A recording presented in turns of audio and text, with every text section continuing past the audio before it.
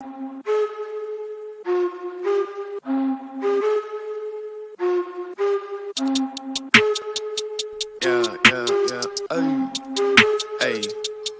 I said, excuse me, but you don't understand where I'm at. I was all around the world, on span, across the map. I've been laying low and now it's time to pop up, bitch, I'm back. Now I'ma run it up. Snooze on the kid that you dumb or what? You better go get your numbers up.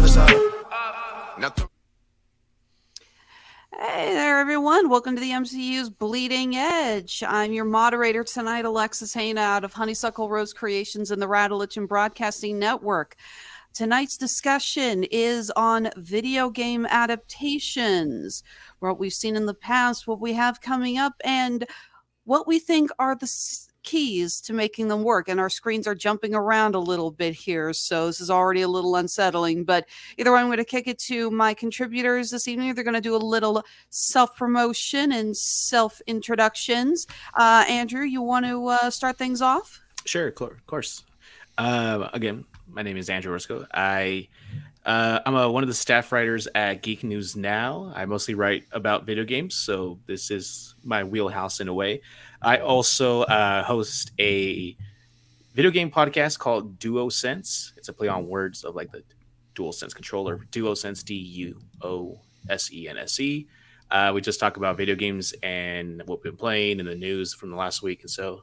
And then one other thing I do, I also have I co-host a Star Wars podcast show on YouTube. It's called My Star Wars Show with one of my good friends, Abram. And you can find that under Backlog Banter. That's like the umbrella channel name on YouTube. So yeah, those three things are pretty much what I do. All right. Glad to have you back, Andrew. I actually shared that article you wrote on Pac-Man on my company's Facebook page last time we collaborated. Thank you. Appreciate that. It was a well-written article. I liked it. All right. David, you want to tell us a little bit about yourself?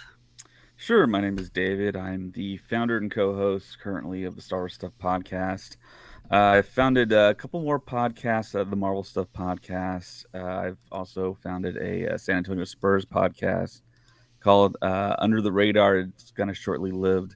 But yeah, I'm a big fan of a lot of different things, pop culture, video games, music. I love the bleeding edge, to be on the bleeding edge of news. And yeah, I have very, very fond memories of playing video games. Not so much in adulthood, because as Jeff can tell you, I'm pretty busy with several jobs and the podcasting and then being a father, husband, and all that good stuff. But yeah, that's me in a nutshell. All right. And to my current left on the screen, who unfortunately we're having a little bit of a issue with the Wi-Fi, so hopefully he will stay connected to us for just a little bit longer. That's Jeff S., founder of the MCU'S Bleeding Edge. Jeff, can you hear me? Can you hear me? Yeah. Yep, we can hear you. It looks like your screen's freezing up there a bit. I have no idea why my screen is freezing, but as I already told you what the rule is, make sure that you take care of the business, and go ahead and insert something into the situation. But, anyways, obviously you can see like how professional I am as a content creator, that when like all my video is frozen right from jump to start the show off. But since I appear to be in motion here at this moment, I will simply say that, as my introduction, I am just Jeff S., the co-host of the MCU'S Bleeding Edge YouTube channel and podcast. We're fucking awesome. And unique as hell, and raw as hell, and all the best fucking people come on here. And David, appreciate you, bruh. Way to be clutch, man, and come through, you know what I'm saying? At the end of the day, man, you know what I mean? I appreciate you sticking with me. Man. David is good people, man. Anyways, and hey, it's really good to be on here with these good people. It's nice to have Alexis on here moderating. He's a great guest. And Andrew is my brother. He is my brother from another mother. So, I'm always happy to record with him, whether it's rainy or sunny or whatever. But shout out to Cybernetic Shark, my co-host, who's at work right now and whatnot. We love you, Cyber. Shout out to the fandom. And yes, I am the original creator of the MCU'S Bleeding Edge. All right, well, let's go ahead and get started on tonight's topic. So we do have we got a couple of video game adaptations that are coming out here pretty soon. We got Halo coming out to Paramount Plus. We got Sonic the Hedgehog 2 coming out to theaters. It's actually kind of funny that it's coming out to theaters when we remember that the first Sonic the Hedgehog was actually one of the last movies that got into theaters before the pandemic shut down. When we were coming on the Radulich In Broadcasting Network, I think we were joking for the longest time that when you actually looked at the theater numbers, Croods 2 and Sonic the Hedgehog were the only things making money because nothing else had been released. So, okay, so let's go ahead and start this off. David, I'm going to kick it to you first. First topic of conversation. What games did you play? Were you a Nintendo kid, Sega? Well, what games did you play growing up? What was your intro to becoming a gamer? So my intro, I'm 40 years old, so I believe it was the Christmas of 87, 88 when my family got like a family Christmas present of the... Hey, David, that's actually crazy. You know what? You're actually almost close in age as like my body count on POF. So I got a Nintendo Entertainment System, and of course you get the Mario and Duck Hunt cartridge that came with the system. And it came with the zapper, the gray zapper. Oh, the zapper. Okay, you did aim that directly at the dog at least once or twice as a child, right? Yeah. I mean, yeah, that's a given. So, yeah, we got that. And we got another kind of oddball game kind of thrown in under the Christmas tree. It was called Blades of Steel. And me growing up in South Texas, we didn't play hockey. So it was an ice hockey game.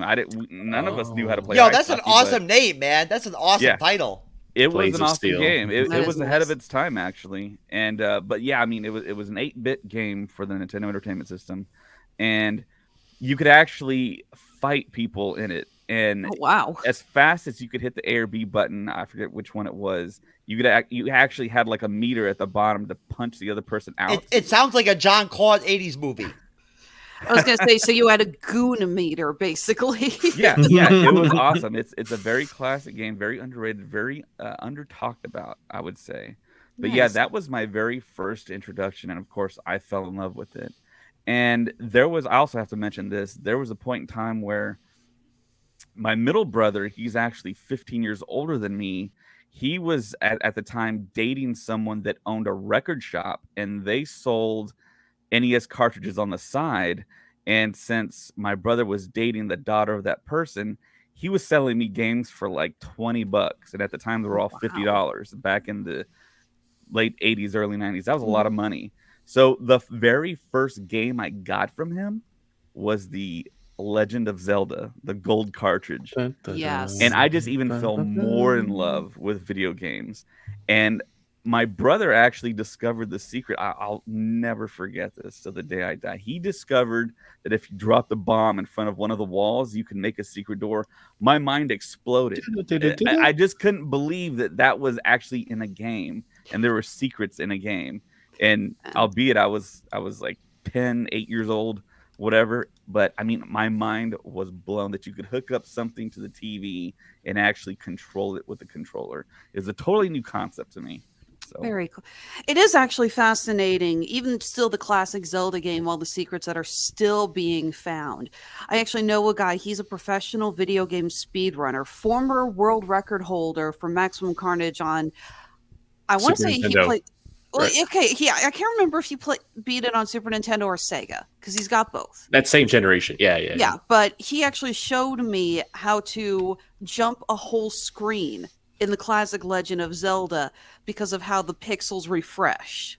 And I can't explain it, but it's fascinating that they found a way. In the grand scheme of things, you're only saving like 3 seconds, but when you're a speedrunner, those 3 seconds count. Right. Yeah, and I also got to say, where is our Legend of Zelda movie, live action movie? Where is it? I know Netflix has the rights, but I mean, I haven't heard of any like production details or any updates on that. So I was expecting something today because every April Fool's Day, you know that somebody drops something saying we're getting a Netflix series for Legend of Zelda. It's like, come on, guys. We know where's our annual BS? We know we're supposed to get that today. Yeah, I saw a lot of it today. It was pretty cruel. A lot of the stuff, I was like, yes, but I was like, it's April 1st. Well, I made a Zelda movie already back in the day, God. but unfortunately, it was adult orientated. It was NC-17 rated, so you know, it never came out, only to certain audiences. Who are these certain audiences? You know what? No, don't tell me. Yeah, don't stop feeding him. Don't. Hasn't anyone ever told you don't feed the troll? Yeah, for real, Alexis, did you not know that the minute he said that, I was gonna come right in with that shit? You knew I was. Yeah, you knew it. Yeah, I record with enough trolls over at the Radulich In Broadcasting Network. I know a troll when I see one. Oh, but none of them are like me, Alexis.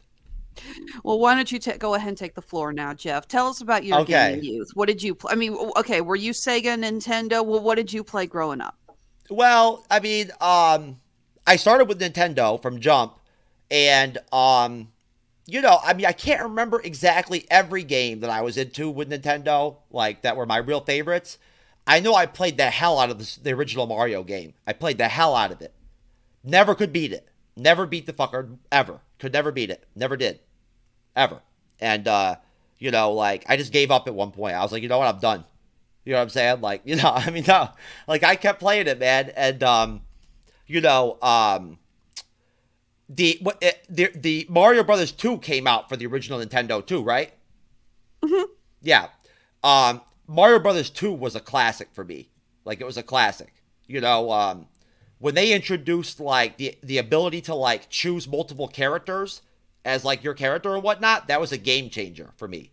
You know what I mean? Like, seriously. I mean, now, shit like that is, like, it's, like, right there. It's with everything. You know what I mean? Who did you like to play as in Mario 2? Who Honestly, no joke. As I get kicked off here right now. Oh, my God, the suspense! I'm listening.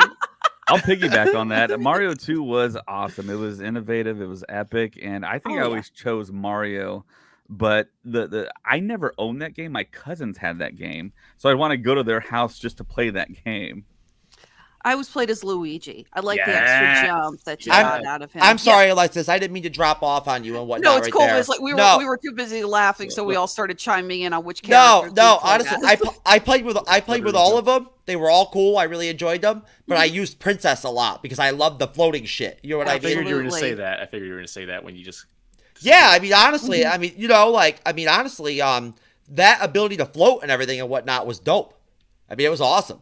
Yeah, not to mention they've actually continued to incorporate that power into later games. If you play as Princess Peach in, for example, Smash Brothers, she could still float a little bit in midair. So it's kind of cool that they've incorporated that. All right, Andrew, your turn, man. Oh, wait, just one last thing. I did play Sega too back in the day. Mm-hmm. I had the original Sega, and man, I loved the hell out of that thing too, man. I played that thing to death, you know, until I had to get like another one because I played it so much. I mean, I would like stay up all night as a little kid when my parents were like asleep. I would like stay awake all night, like by myself and shit, playing Sega. You know what I'm saying? Like what up, you know? And like I'm telling you right now, some of the games I was playing back then are so stupid looking now to me that like I'm almost amazed that I could actually sit there for like 7 hours and play that shit.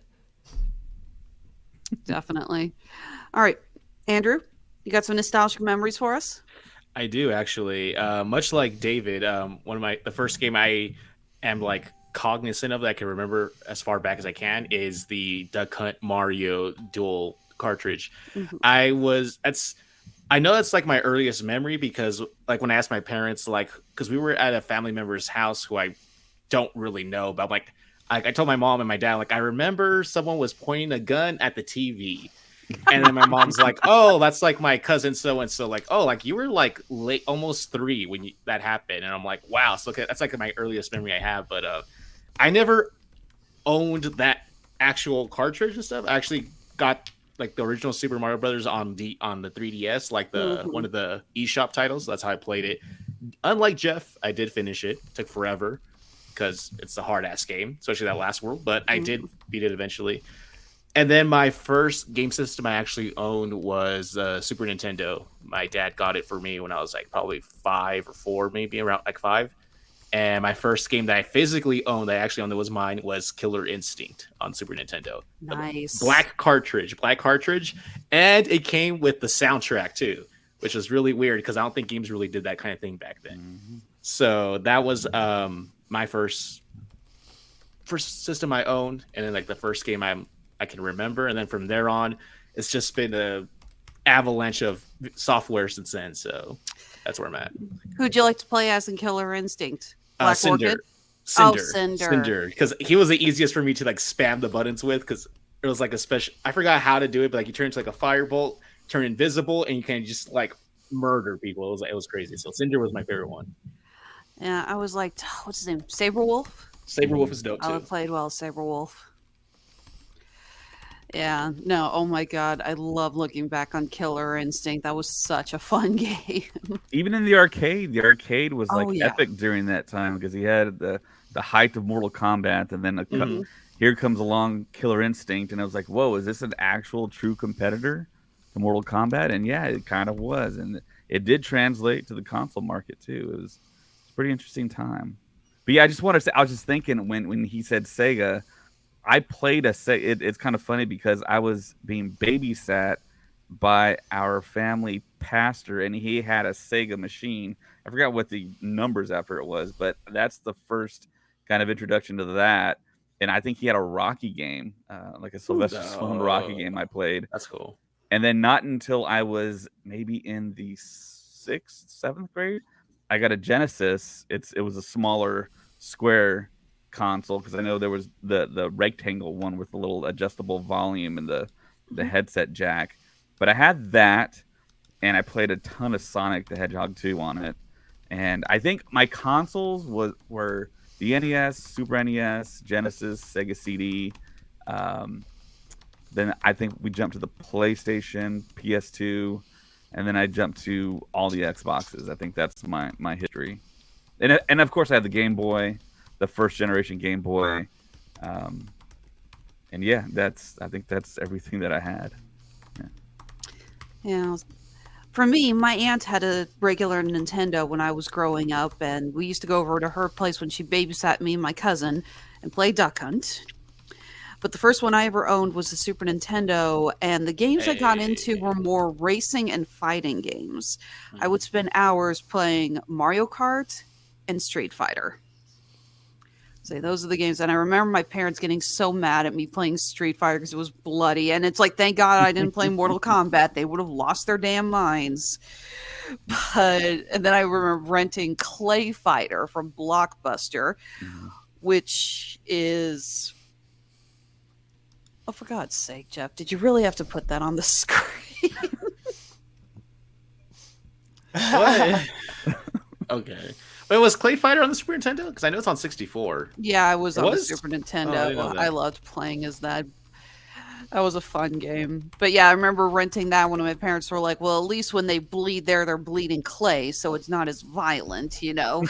Parental deniability is something very impressive. Yeah, I think the whole reason why I got my parents to buy me a Sega Genesis was just to play Mortal Kombat and see blood on the screen. Absolutely. Because that was like a huge controversy, and that code to unlock the blood on the Genesis is a classic thing now. But I know on the Super Nintendo, they didn't allow blood to be shown in that game.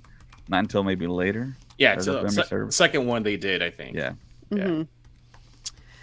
All right, so we're going to be talking about the adaptations from video games to movies. Does anyone here remember what their first video game adaptation they saw in theaters was?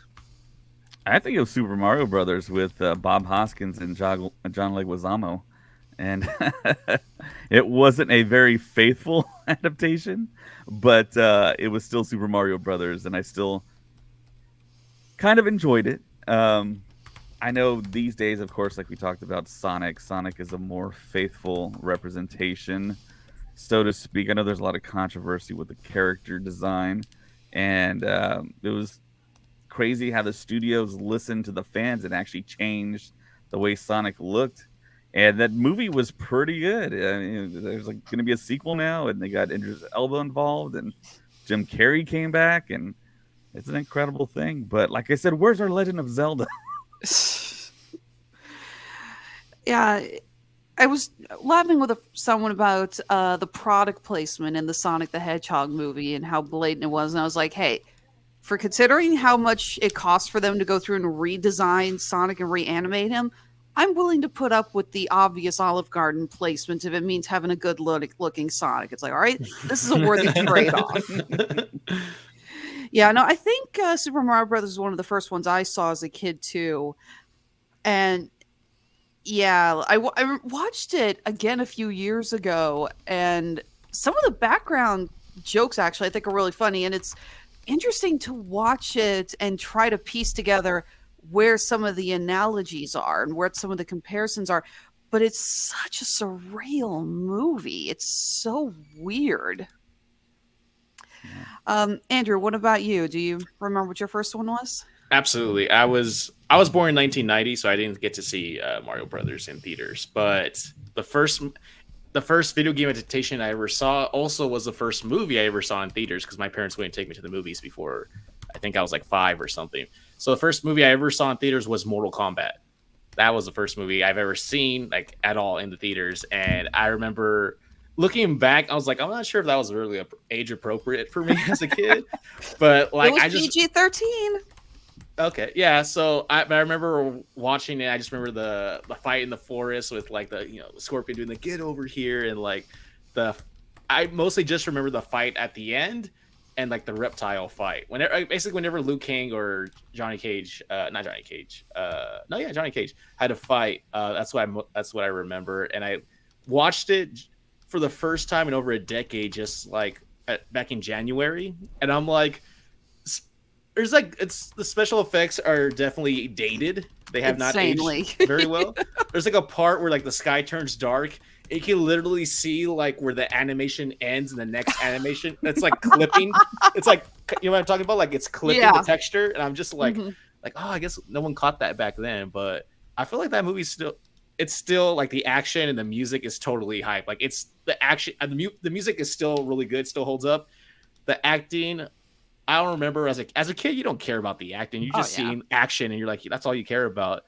And like some of the lines are still kind of just like, okay, that's still funny. And then it's like, oh, that one doesn't hold up that well. But just the fight choreography, it's still doing, he does like his little flutter kick and stuff.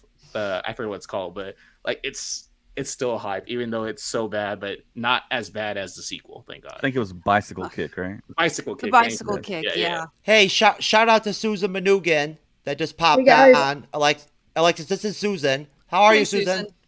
Good. How are you doing? We're all doing good, I think. Doing good. I hate to say it, Susan, you may want to turn on some more lights. Your screen's kind of dark, or move over to that lamp if you can, because right now we can barely see your face. Yes, it's very shadowy. How about now? It's better. A little bit better. Like I said, the problem is that you're backlit. So I hate to say, you want to move so where that lamp is in front of your face. So then we can actually see you properly. Like... Yeah. Doing our best noob Cybot impression. I'm sorry, I only got one lamp in here, so it's okay. We just want to make sure everyone sees you. We had you go. When we practiced earlier, we had you perfect. We had you just right. I don't know. I guess it must have got darker or whatever and whatnot because your picture was a lot more lighter earlier. Yeah, it's because of the because it was lighter earlier. I have a government phone, so. Hey, listen, you're good. We're happy to have you on. If you can, just try to take your lamp and try to pull it more towards your direction, and that'll help you. That's all you need. That if you could get it closer to you from behind you, it'll give you more light. Mm-hmm. Or if you face the lamp. Yeah, can you face the lamp, maybe? Much better. There you are. Oh my God. There we are. Hello, everybody. Hey, Susan, you're an actual human being now. Yeah. All right. Well, Susan, we're talking video game adaptations. Do you remember what the first adaptation you ever saw in theaters was? I would say Sonic. Really? Yeah. Most recent one. Not the most recent one, but the one that just came out about 2 years ago. Well, since Sonic 2 hasn't come out yet. Yeah. Okay, so you didn't see any Resident Evil or Tomb No. Raider or Detective Pikachu or the No. Mario Brothers movie or anything like that? Nope. Okay, wow. A lot of cultural milestones missed then. All right. Well, tell us, what did you think of the first Sonic movie? I actually liked it. And I'm ready to see Sonic 2 when it comes out. Definitely. Now, did you play Sonic as a kid? No. I was Power Ranger, Pink Power Ranger. Okay. Did you play any video games as a kid? Yeah, I played Mario and Tetris. You're a Nintendo girl. Okay. Yeah, Nintendo. Okay, yeah, definitely. So did you have a Nintendo or a Super Nintendo? I mean, if you had Tetris, I'm assuming you had a Game Boy. Yeah. And I also had Nintendo, the first Nintendo that ever came out. Mm-hmm. Yeah, no, I had a Game Boy too. My mother would steal it and play Tetris on it. Oh, wow. Yeah. That's funny you say that, Alexis, because my mom would do that with my DS. She would steal my DS when I was like an early teen, and it wasn't for Tetris. It was for I don't know if you guys played the Super Mario 64 adaptation or the port on DS. It has like a bunch of like mini games. Mm-hmm. And all the mini games are like solitaire, blackjack. So she would take it just to play blackjack on my DS. Our parents say they're not into the same stuff we are, but then they steal our portable gaming. Yeah, they devices. Yeah, let's face it, Tetris was made for moms. I like it, not, you know. Oh, I love Tetris Well, too. I'm a It's mom classic. too, so it happens. No, I absolutely love Tetris. I still love the music for it. It's so classic. Yeah, I love it. All right, so let's see here. I actually got a list here on Rotten Tomatoes. I got the list of 48 video game movies ranked by their tomato meter, as it were. And I'm going to go through and pick some of them, and I want you guys to tell me what you think about them, okay? Okay. So let's go ahead. I'll leave it to you guys. Should we start at the top with the better movies, or should we? No. Oh, we should start at the bottom and just go for broke? Exactly. All right, gotta scroll. That's too far. There's a lot of ads. I bet there's going to be a couple who are probably just straight to VHS or DVD, I'm guessing. There's some of them, because at the bottom here, we got an Uwe Boll film, Alone in the Dark. Oh, I thought it was going to be Far Cry, because he did a Far Cry one. Didn't he do Blood Rain as well? Mm-hmm. I think so. Yeah. Yep, he did. Uwe Boll is the reigning king of video game adaptations, and that's not a good thing. Not a good thing. Yeah, his movies are so bad. I have actually seen Alone in the Dark. I haven't. I played the game, but I've never seen it. You're not missing anything. Okay. I love Christian Slater, but he is so wasted in this movie. It's so He's bad. in it. Okay. Oh my god. Okay, at 3% we have Street Fighter: The Legend of Chun-Li. Wow. Okay. This is funny Street because Fighter, that sounds familiar. I remember this movie because I worked at a video rental store when it came out, and I remember we got my dad. Okay, so my family owned the video store, but my dad was like, "Oh, Street Fighter, like that's a name I recognize. Let me put in an order for like a lot of these." And I'm like, "No, Dad, it's not doing that good. Don't do it." And he's like, "Nah, like I know what I'm doing." I'm like, okay. He orders like 15 for our store, and like we had a whole section of the wall dedicated to it. And I remember at any given time there was like 2 or 3 copies rented out at the most. And I'm just like, it wasn't worth it, Dad. This is the one that has what's the guy's name? He plays M. Bison. He's like in the Neil McDonough. Walking Tall. Yes. Yeah, yes. he's the guy who plays. He's one of the Howling Commandos. That's in Captain America. Dum Dugan. Yeah. Dum Dugan. That's right. Yeah, and I just remember like this has like very little to do with Street Fighter. I thought. Yeah. Oh my god. Not to mention they cast Kristen Cruick as Chun-Li. This is the girl who played Lana Lang in Smallville. Yeah. And she's not a terrible actress, but she was so miscast in this role. It's like, okay, guys, I know that the casting for Chun-Li, you said ethnic, but maybe you should have been a little bit more specific about what ethnicity you're casting as Chun-Li. Yeah. She's like we call it ethnically ambiguous at most. I was like, I can't. I mean, she could pass. Maybe she could pass for a Lee, I think, but I don't know. Yeah, just because it works for Oscar Isaac doesn't mean it's going to work for everyone. Okay, after that we got more Uwe Boll films, and then here we go, Mortal Kombat Annihilation. It's sitting at 4%. All right, yeah, we were talking about this. Those of us who did like the original, even though the CGI is hilariously dated. But you want to talk hilariously dated, you look at Mortal Kombat Annihilation. It's so bad. Yo, the original Mortal Kombat is fucking hilarious. Oh, it is. Yeah. Absolutely. The original's fun. We're talking about the sequel, though, Jeff. The one that came out like 2 years after. I know. I haven't seen it. I never saw it. I haven't either. The sequel is so hilariously bad. It's worse somehow than the first one. It is. The first one's kind of fun, tongue-in-cheek wise, especially for fans of the games. I would say Mortal Kombat Annihilation is just... It's so bad to deal with, especially, oh my god, the CGI monster fight at the end. Bestiality. Yeah, Bestialities, yes. Yeah. Oh my god, those were so bad. To be fair, the first one I think is better because it just copies Enter the Dragon. It just copies that formula. It just keeps it like simple, straightforward. There's a tournament. We're getting crazy, but not to the point where like we have the realms merging already and these weird like monster creatures replacing like the human fighters. Like it was a little more grounded, a little bit. Yeah, the truth is that the first Mortal Kombat movie does follow the plot of the game. It's a fighting tournament.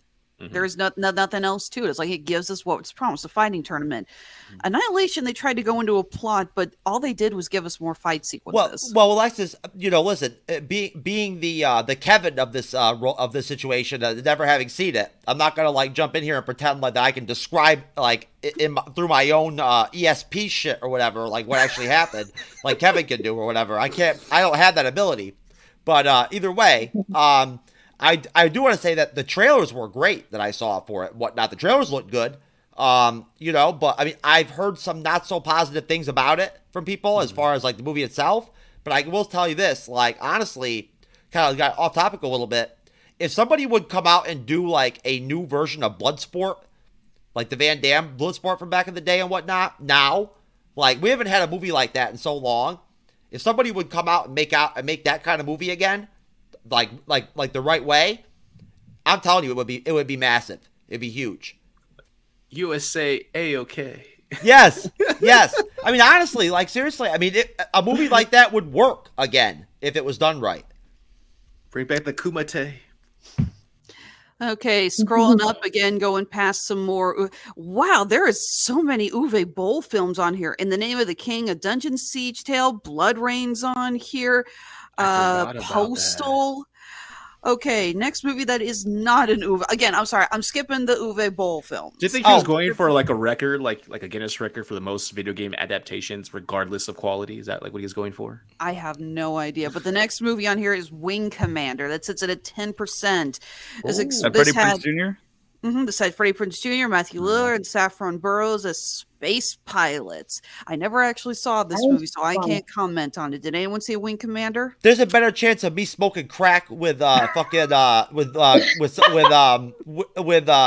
his name, Rick James, than there is me watching that movie.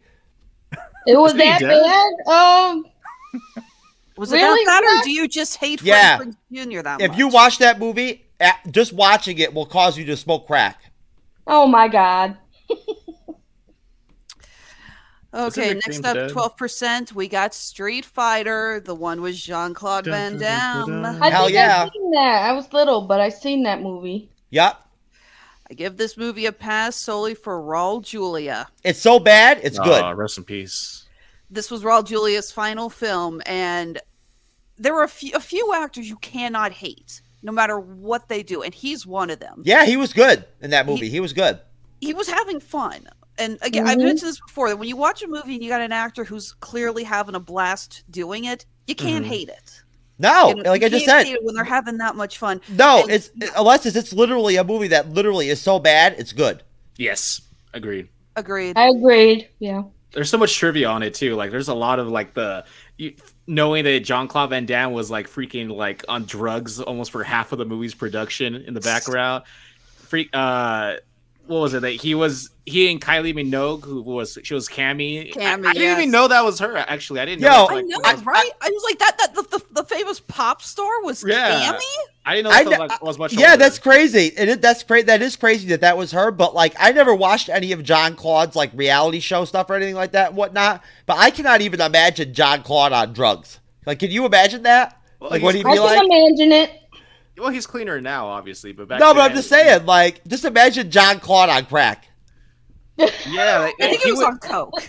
Yeah, coke, I believe. He was like flying out of like production, going to going to Hong Kong and like partying and stuff, and then come back to like set the next day and just be like completely like messed up. Yeah. More or less. And then Ming-Na Wen. Yeah, Ming-Na Wen. We were just talking about her when we discussed the Book of Boba Fett and how she's still amazing. Oh yeah, she's fine as fuck. Mm-hmm. Yeah, no, it's at 12%, but I think we can all agree that the first Street Fighter movie is a massive guilty pleasure. That's the word I was looking for. Guilty pleasure. Yes. Yeah. Yes. All right, but then at the opposite end of the guilty pleasure, next movie sitting at 15%, Max Payne starring Mark Wahlberg. Oh yeah, terrible. Ooh. I've never seen it. Never saw it. Mila Kunis does not play a badass character well. She looks like a little girl who's trying to imitate her mommy. And I like Mila Kunis, but she was so bad at this. Oh my god. When was this? Was she a lot younger? When was this? This was 2008. The only way that it could have been a better movie, is if Chloe Zhao had directed it. Everyone mark on your bingo cards. Jeff just insulted Chloe Zhao again. That's a great idea. Next time I come on here, I'm gonna come up with a little bingo card of Jeff-isms. I'm gonna do that. Oh, you know what? Somebody actually made a meme of me. JRat2000 from the Podcast Odyssey made a meme of me where, like, in the meme, right, like, it shows me, right, and I've got, like, a bag. Oh, we lost him. I'm listening. Thank you for that. No, has anyone else seen the 2008 Max Payne? I have not. But I wouldn't mind hearing why it's so bad. Familiar. I am sorry that I keep dipping out on you guys, but anyways, so the meme. I'll be back. Oh, okay. So anyways, the meme just shows me with like a bag and it says POF on it, and I've got the bag and I'm like holding it and shit, like eating from it and whatnot and everything, and then it shows a bunch of other dudes like empty-handed or whatever, like that's the meme. But anyways, Alexis, I apologize, but it was Max Payne, right, that you brought up? Yeah, the 2008 Max Payne with Mark Wahlberg. Yeah, that's what I wanted to ask you. Was it that the one that had Mark Wahlberg in it? Yes. One of the biggest problems, among other things in this movie, one of the other problems with it is that the Max Payne video game is very much a noir type style game. It's a murder mystery, and they try to go with a similar thing here, but one of their ways of attempting the noir look is to wash out so much of the color. Every day in this movie is either raining or it's snowing. There's very little color except for maybe some splashes of red with the blood. It's very low lighting, and it's very unpleasant to sit through. Gunnar, hey! Hello.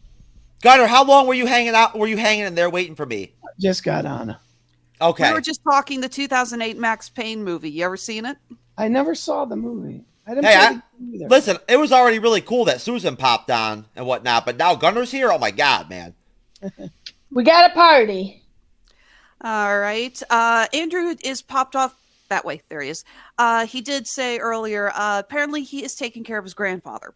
Oh, he had to dip off? Yeah, he said he's got to step off every now and then to help him. Okay, yes. So no problems, no issues. It looks like he went to go help him. So, Gunnar, I will go ahead and ask you. We were talking earlier since we're discussing. Ooh, I like this. Well, you can't see me now. I'm hidden by the logo. Yeah, by the logo. All right, we're since we're talking video game adaptations. Earlier. I asked everyone what games they started off with and what their first video game adaptations were. So let's start. What games did you play as a kid? Were you a Nintendo kid, Sega kid? What did you grow up on? I seem to be a generation behind. So when everyone was getting Nintendo, I got Atari. When everyone was getting Super Nintendo, I got Nintendo. So I always seem to be a generation behind. So, I mean, I grew up on all those old Atari games. I actually had a 7200, which I don't know if you guys are familiar with that. It was the old Atari. It was the console that was featured in the Disney movie Cloak and Dagger. Oh, wow. Yeah, I mean, that's how old that thing was. We had Kangaroo. That was like one of the only games that worked. Was Kangaroo. Wow, so you didn't even have Space Invaders, Asteroids, or Donkey Kong, or Pac-Man? Not You had the 7200. Kangaroo? But the 2600, I had more. Because I think I'd gotten straight. I got good grades or something. My mom said you could have Nintendo and just Mario and Duck Hunt, or you could have Atari and like 5 games. Stupid me picked Atari and 5 games. Remind me not to ask you for stock advice. But hey, when Super Nintendo came out, I got that Nintendo. It was awesome. So as far as adaptations, man, that's I'm trying to think. I'm trying to go back. I mean, Cloak and Dagger, though I don't know that it was a real game. That was always cool. Do you guys remember Cloak and Dagger with Dabney Coleman? The only Cloak and Dagger I know of is from Marvel Comics, and then the show that they made of it coming off of it. What show was that? This was a Disney movie called Cloak and Dagger, where these guys played this video game on the 7200, and he imagined the main kid imagined that the main character, who was played by Dabney Coleman, was like his imaginary friend. So I don't think that was a real game, but that was pretty cool. Just because, like I said, I was the only one I ever knew that had a 7200 Atari. So, all right. Well, we're going to keep going up the list here of the adaptations. Coming up next, both of these have 16%. It's the first Pokemon movies on the list. We have a tie between Pokemon Forever and Pokemon the first movie. So let's just go ahead and ask you guys. David, you've been a little quiet here. What is your experience with Pokemon? Did you ever get into it growing up? My experience with Pokemon is almost absolute zero. I never got into it. I knew it was like a big thing. Like I said, I'm a kid of the 80s, 90s, and it just never caught my attention. I'm from South Texas, and I'd always go to like flea markets and stuff like that, and there was always a huge presence. And I didn't have friends that were really into it either, so I think that played a huge role in really not getting into it. And of course, I mean, I know Pikachu. I actually just won a stuffed Pikachu for my daughter at Six Flags. That's which cute. is kind of ironic, but yeah, I didn't see the Ryan Reynolds Detective Pikachu movie either, but yeah, I mean, it's ubiquitous. I mean, it's kind of like, you know who Pikachu is, and I think a lot of people know that those cards are really, really expensive. And apparently, I read something that the card that Logan Paul wears around his neck is actually a fake, and he paid like $1 million for it or something. That would so not surprise me. Okay, so supposedly the reason it's so rare is that it's an original printing double foil. The double foils were more expensive because that meant that the picture of the Pokemon was foil and the actual card itself with all the words on it was foil. But oh my God, I would just die if Logan Paul's been carting around a fake. Yeah, and there's a real popular video going around of Pawn Stars. A guy brought in like a full like complete set of those cards, and they just like laughed him out of the store, and it ended up it was like millions of dollars worth of cards he had. So. Yeah, so many people think that just all of the Pokemon cards are so expensive, but the truth is it's the first editions in mint condition that are the most expensive. Nowadays, the cards are worthless. There was also something recently at GameStop where everyone was going to GameStop to buy certain cards. Do you know any details on that? Not 100% certain on that. I have heard stories every now and then about someone turning in a rare card. Okay. Getting a decent price for it. Susan, what about you? Are you into Pokemon at all? What do you think? I never got to play it, but my brother did. And he liked it, and we're 10 years apart. Okay. All right. Andrew, welcome back. How's your grandfather? He just needed help. I had to take him to the restroom and stuff, so that's all. He's All doing right. good. He's in bed now. He's in bed now. Anyways, are we talking about the Detective Pikachu or what? Well, actually, tied at 16% on the countdown is Pokemon the first movie and Pokemon Forever. So I thought this would be a good time to talk about all of us and what we think about Pokemon. Well, that's a weird one because that's an adaptation of the anime, which I guess by extension It's an adaptation of the game, though. So yeah, it's, okay. Yeah, I remember watching that movie. I was in 4th grade when that movie came out, and I saw it in theaters. I remember my parents. I remember my dad tried to trick me because supposedly we were gonna go watch The Bone Collector, which came out that same weekend, and it's like a Morgan Freeman movie. I forgot. I don't remember the rest, but we didn't watch it. I was like, oh, I don't want to watch that. And then like we steered you know how above the auditoriums you see like the name of the movie and stuff, and then like at the last second he steered us away to the Pokemon first movie, and I was like, yeah, I was excited, I actually made my own version of the Bone Collector, Andrew. I already know where this is going. With my group from Adult Friend Finder. Oh no! Mid-season choke there. Anyways, I'm drinking for local. What you gonna do? Yo, Andrew, you set me up for that, bro. I'm sorry, man. I should know better. I need a list of words that are going to trigger Jeff. Andrew, listen, I can only try to be good so much. If you just like straight up hand the shit to me, bro, I got to get into it, bro. Anyways, There's nothing better on the internet than just watching Alexis's eyes roll every time Jeff. Listen, hey, listen. That should be a meme. I am telling you right now, I made reaction videos where I've got people in the comment section saying shit like, "Oh my god, I have never laughed my ass off so much in a fucking reaction video in my life. This is insane," and shit like that. That's the comments I get in the comment section. You know what I mean? Like, hey, like me or hate me, my shit is funny. In your defense, Jeff, my cousin was laughing at your rant video that you put the other day. He was laughing. Yeah, so. you know what? It is funny because at the end of the day, with me, like, I'm as real as it gets. I'm too real. So, like, at that point, like, if you piss me off, I hope you don't come near me physically in real life because, you're fucked, bro. Is this another video or the video from Wednesday? Is this a new one? No, from Thursday. I put a live stream video up on Facebook to let that dude Kevin know what I thought about him from him coming on the show the other night. How was Pokemon. that? So yes, Gunner, you play Pokemon at all? It's so funny because this whole time I've been like, yeah, I got nothing to contribute. But actually, it made me think. So when Pokemon Go came out, my son was pretty young, and like he kind of got into Pokemon, and so we went to the mall by our house one day, and we just played Pokemon Go for hours. Like he was in heaven, and then he started buying Pokemon cards, and they had a little card inside where you could upload your cards and play the Pokemon game online. And I actually taught myself how to play so I can play with him. And then I kind of got hooked on it.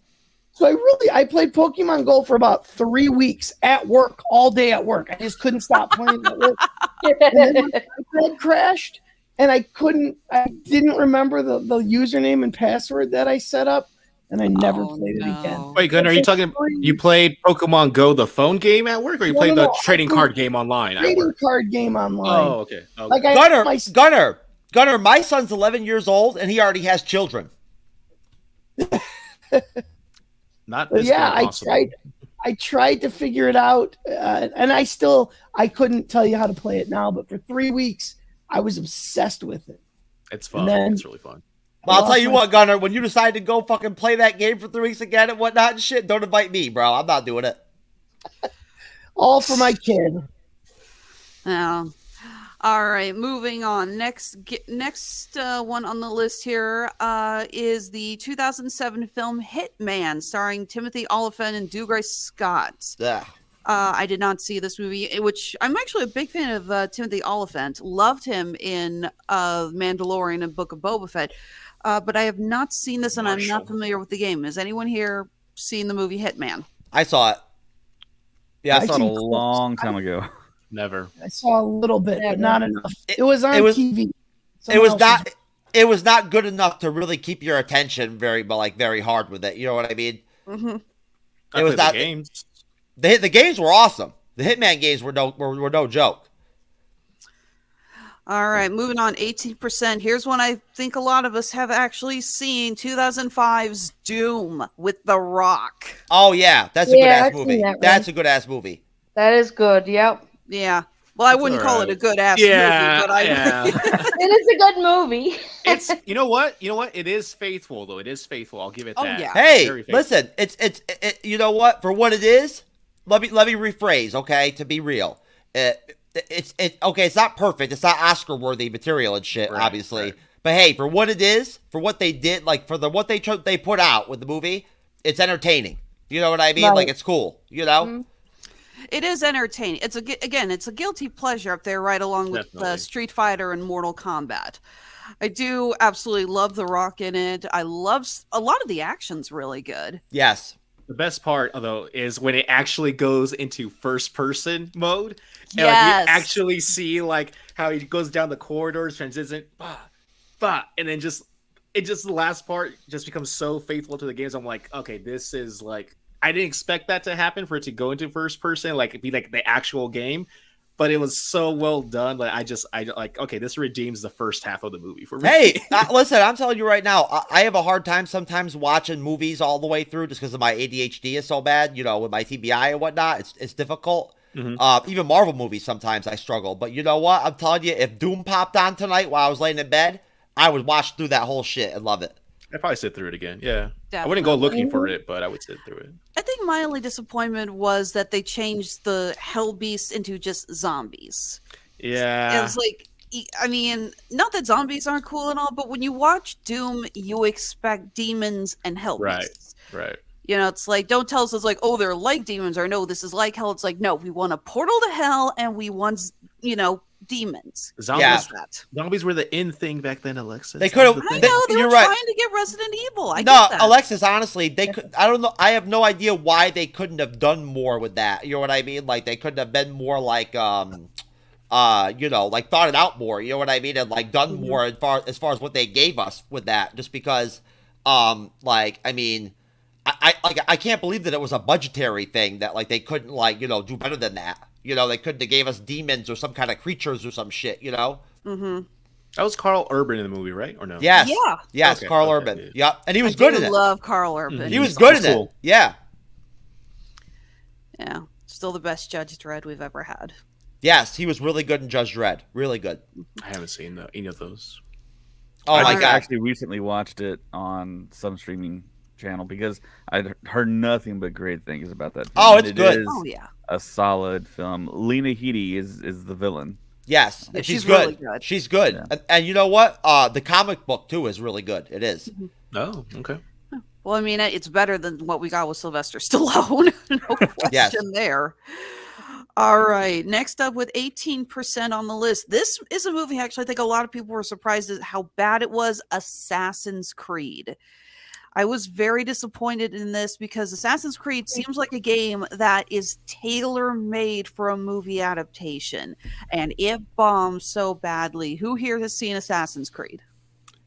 I haven't, but I know Michael I have. Fassbender stars in it. Mhm. Too many people said it was so bad. I could not. Yeah. I couldn't make myself watch it. And you know what's sad didn't is see it, I though. am a huge Assassin's Creed fan. I've played every single entry in the series, but for some reason I could not pull myself to the theaters to watch it because I just heard it was so bad. How So- many? Who's played the Assassin's Creed games? I think they're awesome. They're fun. Mhm, Yeah, they're very- fun. Yeah. I didn't play it, but my ex played it, and I used to watch him play it. I mean, I you used want to to. guilt trip him into doing swan dives off of the cathedral. Oh, I mean, you want to talk about world building and everything and whatnot, and like an expansive universe, like with that game, there was so much to do. Mhm. Exactly. That's why I said a lot of people were surprised at how bad it was because that's a movie that is tailor made for an adaptation. The story is already right Yes, there, and it's that's a good perfect. point, Alexis. To be honest with you, like seriously, the premise of it, right? To me, what I thought to myself, like I remember thinking that could have been like a trilogy, like a blockbuster. Mhm. Right. You know, if it had been done right. Absolutely. I hate when they screw up adaptations and stuff. Like there was a book that came out a couple years ago called Revan. And did you read that, Andrew? It was I thought Star it was Wars? right as you threw food in your mouth. Yeah, it was based on from Knights of the Old Republic. Yeah. And- The Knights of the Republic. I got the book. Yeah. And I was so excited because I never played those games because I didn't have an Xbox. What? So I'm like, this will be great. Now I could know the story. And they told like a prequel to the game, and then they skipped the entire game, and then they told the part in between the two games, and then they skipped. I was so disappointed. So Yeah, the issue there is the Revan book takes place after the games. It's meant to tie into the MMO, Yes. which is like in the future. So that's why, it's misleading because, yeah. The only thing positive about it was my first ever Audible credit. When I first got Audible many, many moons ago, that was my free Audible book. You know, the best part, Gunner, is you can play those games on mobile now. So I downloaded it on the iPad, and I There you made go. it to the There first you go. level. Awesome. All right. Next one on the list, 20% Lara Croft Tomb Raider. This is the one with Angelina Jolie Yes. And Gerard Butler. and I've Daniel seen it, but Craig. it's been a while. That was before Angelina Jolie started smoking crack. Wait, Daniel Craig's in the first one? Yeah. Daniel Really? there's actually kind of hilarious bit because Daniel Craig's doing an American accent, Angelina Jolie's doing a British accent. So you have at least two scenes where they're talking to each other, and I swear to God, they're both thinking, let's see which one of us can screw up the other's accent more. I don't remember. I haven't seen that movie since it came out in the theaters. I don't remember much. Yeah, again, that was a hard movie to really get through just because the plot was so weird. Yo, Angelina Jolie stole the Wasn't fucking. there 3 of them? Tomb Raiders? Oh hell yeah! Yeah, there were 2 with Angelina Jolie, and there was a reboot that came out. I think it's going to be on this list. It was a few years ago. Yo, Much better. Angelina Yeah, Angelina got straight up paid for that fucking that worthless garbage. Yeah. I have I nightmares. liked it. I have nightmares about that movie. Not from the film itself, but I managed a movie theater then, and I don't know if you know anything about movie theaters, but the print fell off of the platter and was on the floor, and I had to build the thing from scratch, and I was there till like 2 a.m. Gunner, oh man, I'm telling you right now, I've been having this recurring nightmare about this. Thank God. Yes. So well timed. I'm sorry, guys. That was Perfect. funny. Perfect. Thank you. Oh my We God. could not have Oh planned my that. goodness. Oh, he's back. I'm What were you sorry. talking about, the chickens? No, Jeff, no, that no. was an act of God right there. No, I'm sorry. I'm sorry, but I'm having nightmares about this chick I met the other day that doesn't shave her private area completely at all. For God's sake. It was like some fucking afro shit going on and whatnot, and I've been having nightmares about it ever since. I was waiting to see it get cut off again. I was hoping. Oh my god. Okay, so moving on, we're getting into we got another Pokemon movie. We got the animated Ratchet and Clank film, which I did not see. Has anyone seen that? Oh yeah. Did you say again? Ratchet and what? Ratchet and Clank. Oh yeah, man. I just watched it an hour ago. It was so good. I wanted to see it because my boy James Arnold Taylor was billed on the poster. He's a voice actor. He did the voice in the game. He's Yeah. added. Actually- Obi-Wan and Clone Wars. Yeah, they actually There you go. billed him on the poster. I was so excited. I'm like, I'm gonna go see that movie just for that, and I never made it. All right. Very sad. Let's see here. Moving ahead. Forgive me. There's a couple of adaptations on here that either are sequels, and we'll talk about them when we get to the original, which is going to be further up the list. So I'm not going to mention them now, or they are very small releases that I am willing to bet good money that no one here has seen, let alone heard of. So for the sake of Tryouts. keeping Oh, this from getting too stupidly long, I'm skipping those. So moving up to 28%, here we go. The first one that I think a lot of us saw in theaters, Super Mario Brothers, with Bob Hoskins and John Leguizamo and Dennis Hopper doing what he does best, chewing the Koopa. scenery.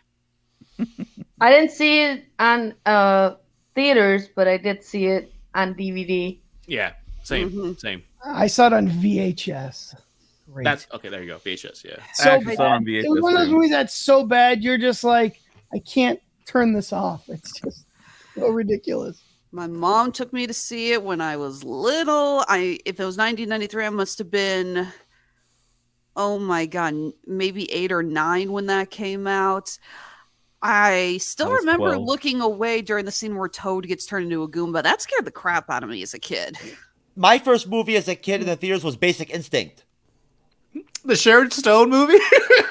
Yeah. So much. Yeah. I didn't know that was a video It game. Yeah. explains so much. Jeff, did you see Basic Instinct 2? Oh yeah, I Yeah. saw that. That was my next movie when I was 8. She still got it. Yeah. All right, What moving game company ahead. made Basic Instinct? Was it Konami?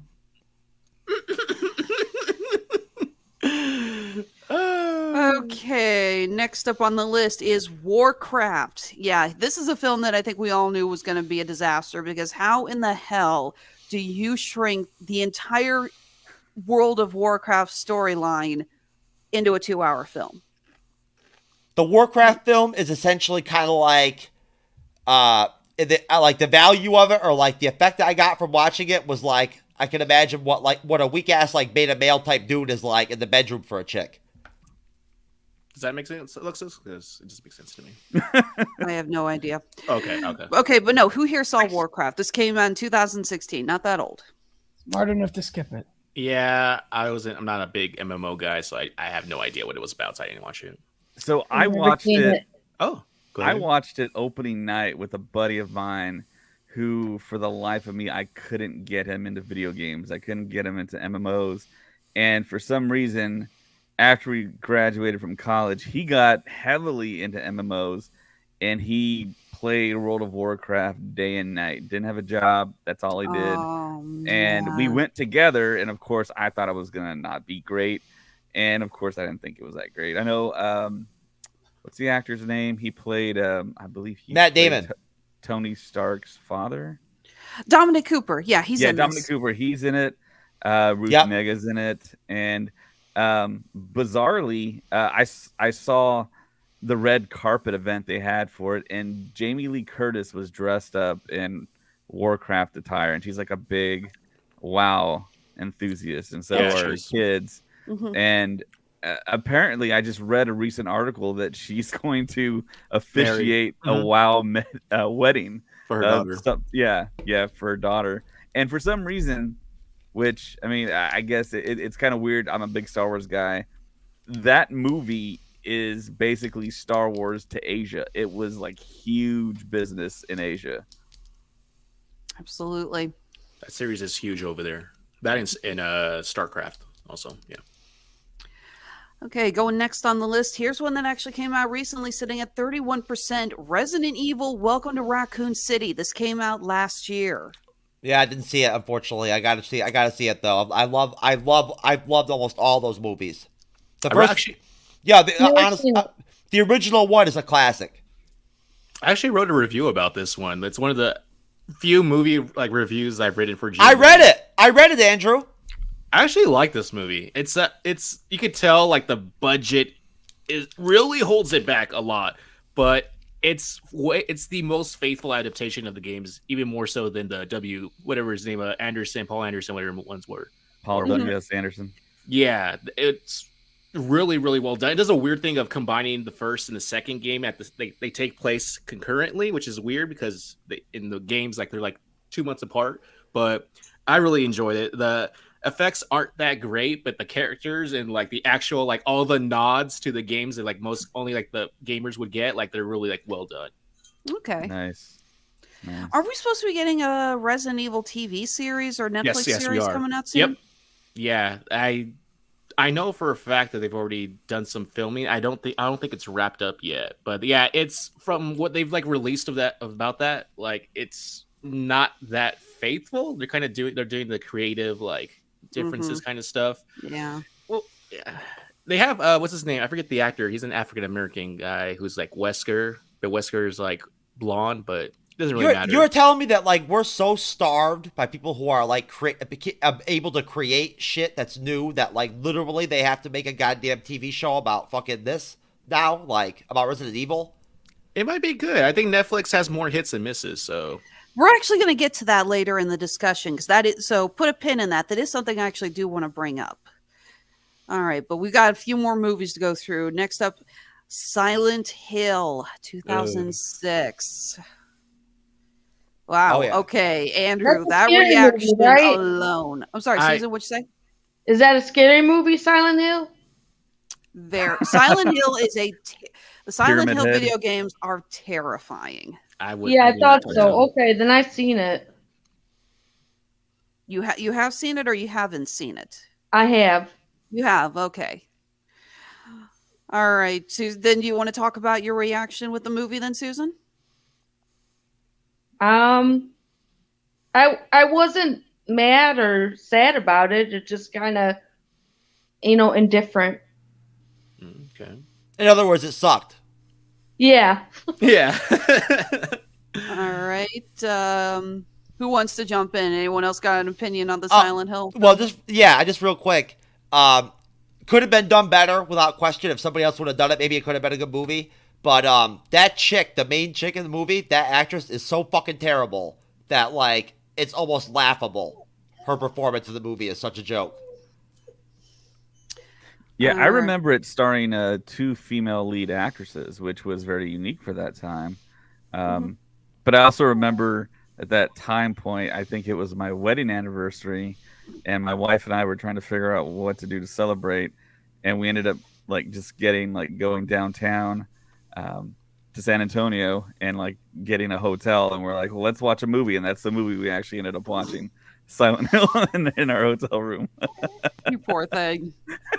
I mean, it wasn't that bad. She loves horror movies, good or bad. So I mean, it was good. It does have some really good horror elements in it. Yeah, it does. Yeah. And the way they actually did Pyramid Head in there was pretty damn terrifying. Yeah. Pyramid Head was the only positive fucking thing.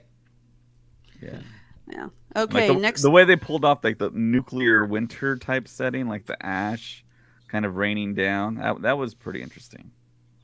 Yeah, I thought so too. Yeah, but it was so interesting that when the rest of it was fucking ridiculous, it was just what the fuck.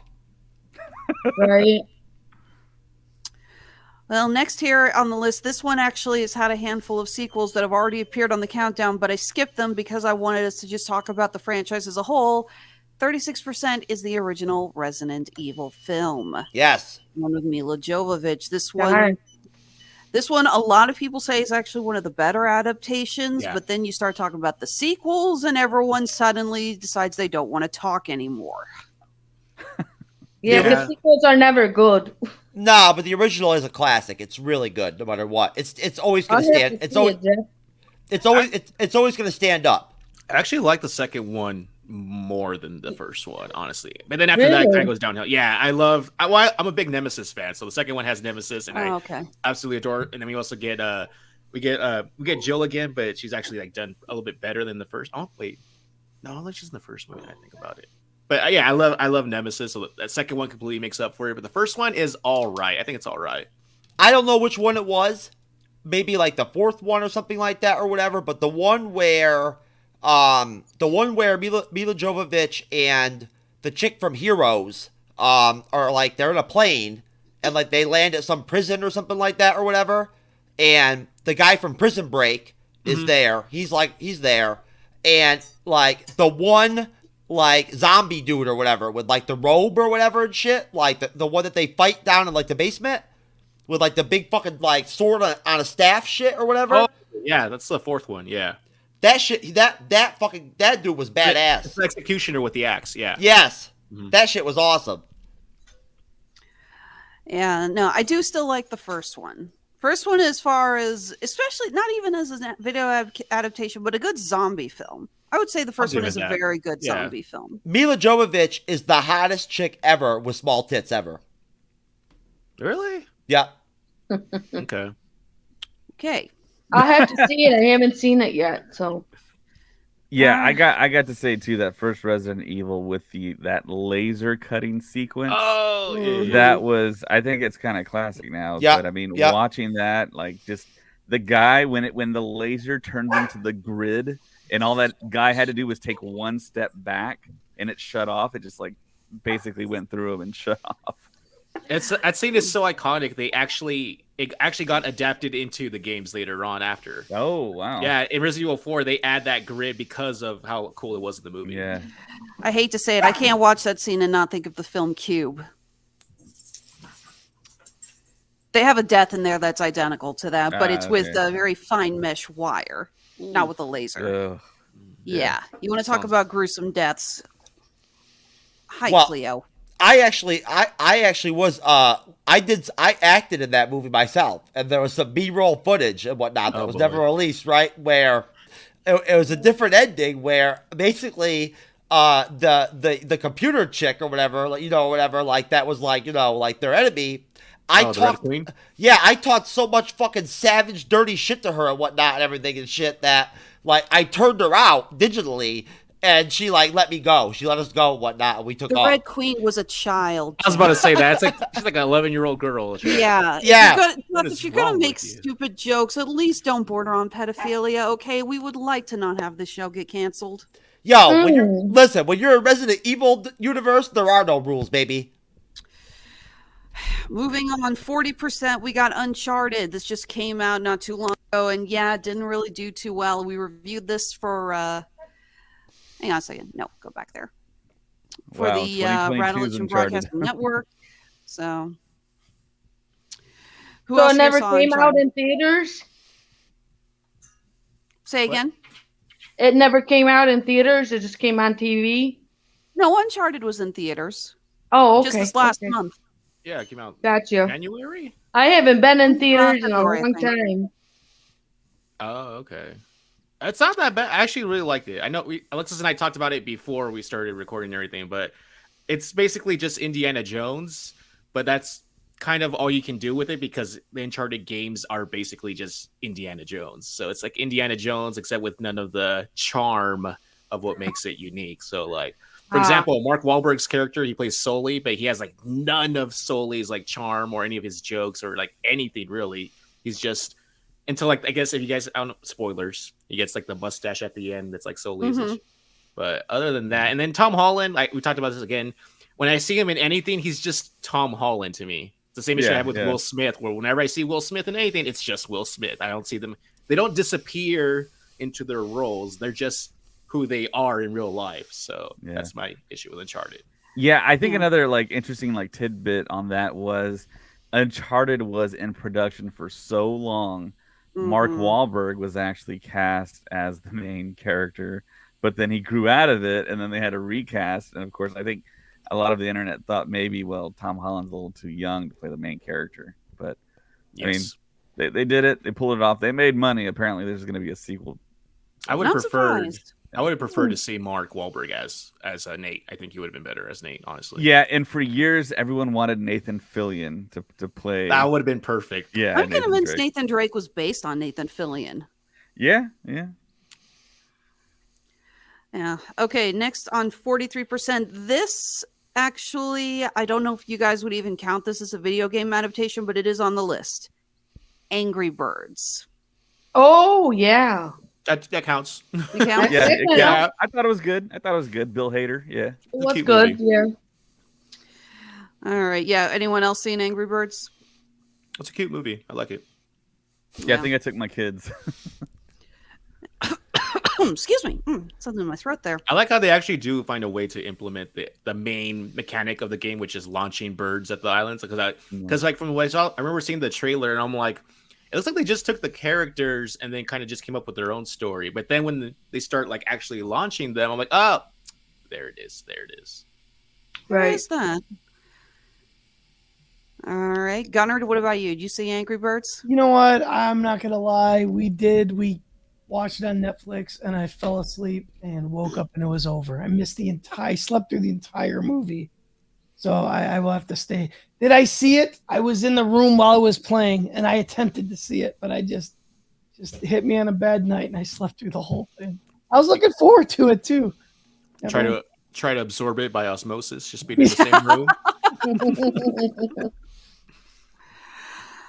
All right, next at 44%. This was an interesting case. Final Fantasy: The Spirits Within. This came out in 2001. Now, Final Fantasy. Oh yeah. Yeah. Now, what's Heard of it, interesting, but never seen it. very few people saw it. What's interesting about this film, though, is first of all, it's not a good adaptation of any Final Fantasy game, Not obviously. at all. Not at all. But it's the way the movie was pushed. This was one of the earliest fully CGI films, Mhm. and they really pushed the realism of how they made the actors look. There were all of these campaigns saying that this was the future and that these digital actors were going to be the new thing, that we were going to see tons of movies being made with these digital actors. So I think we can all agree that thank God that didn't happen.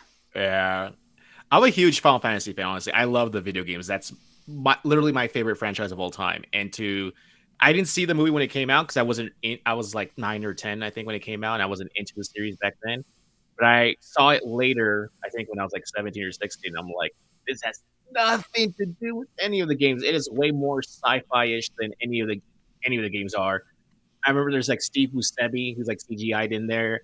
There's a couple of other like famous like actors thrown in there, and it's just like it would have been cheaper if you just shot this in live action. I think it actually did really, really bad. It put the Square Enix, the creators of Final Fantasy, actually put them like in the red for a while. So Oh wow.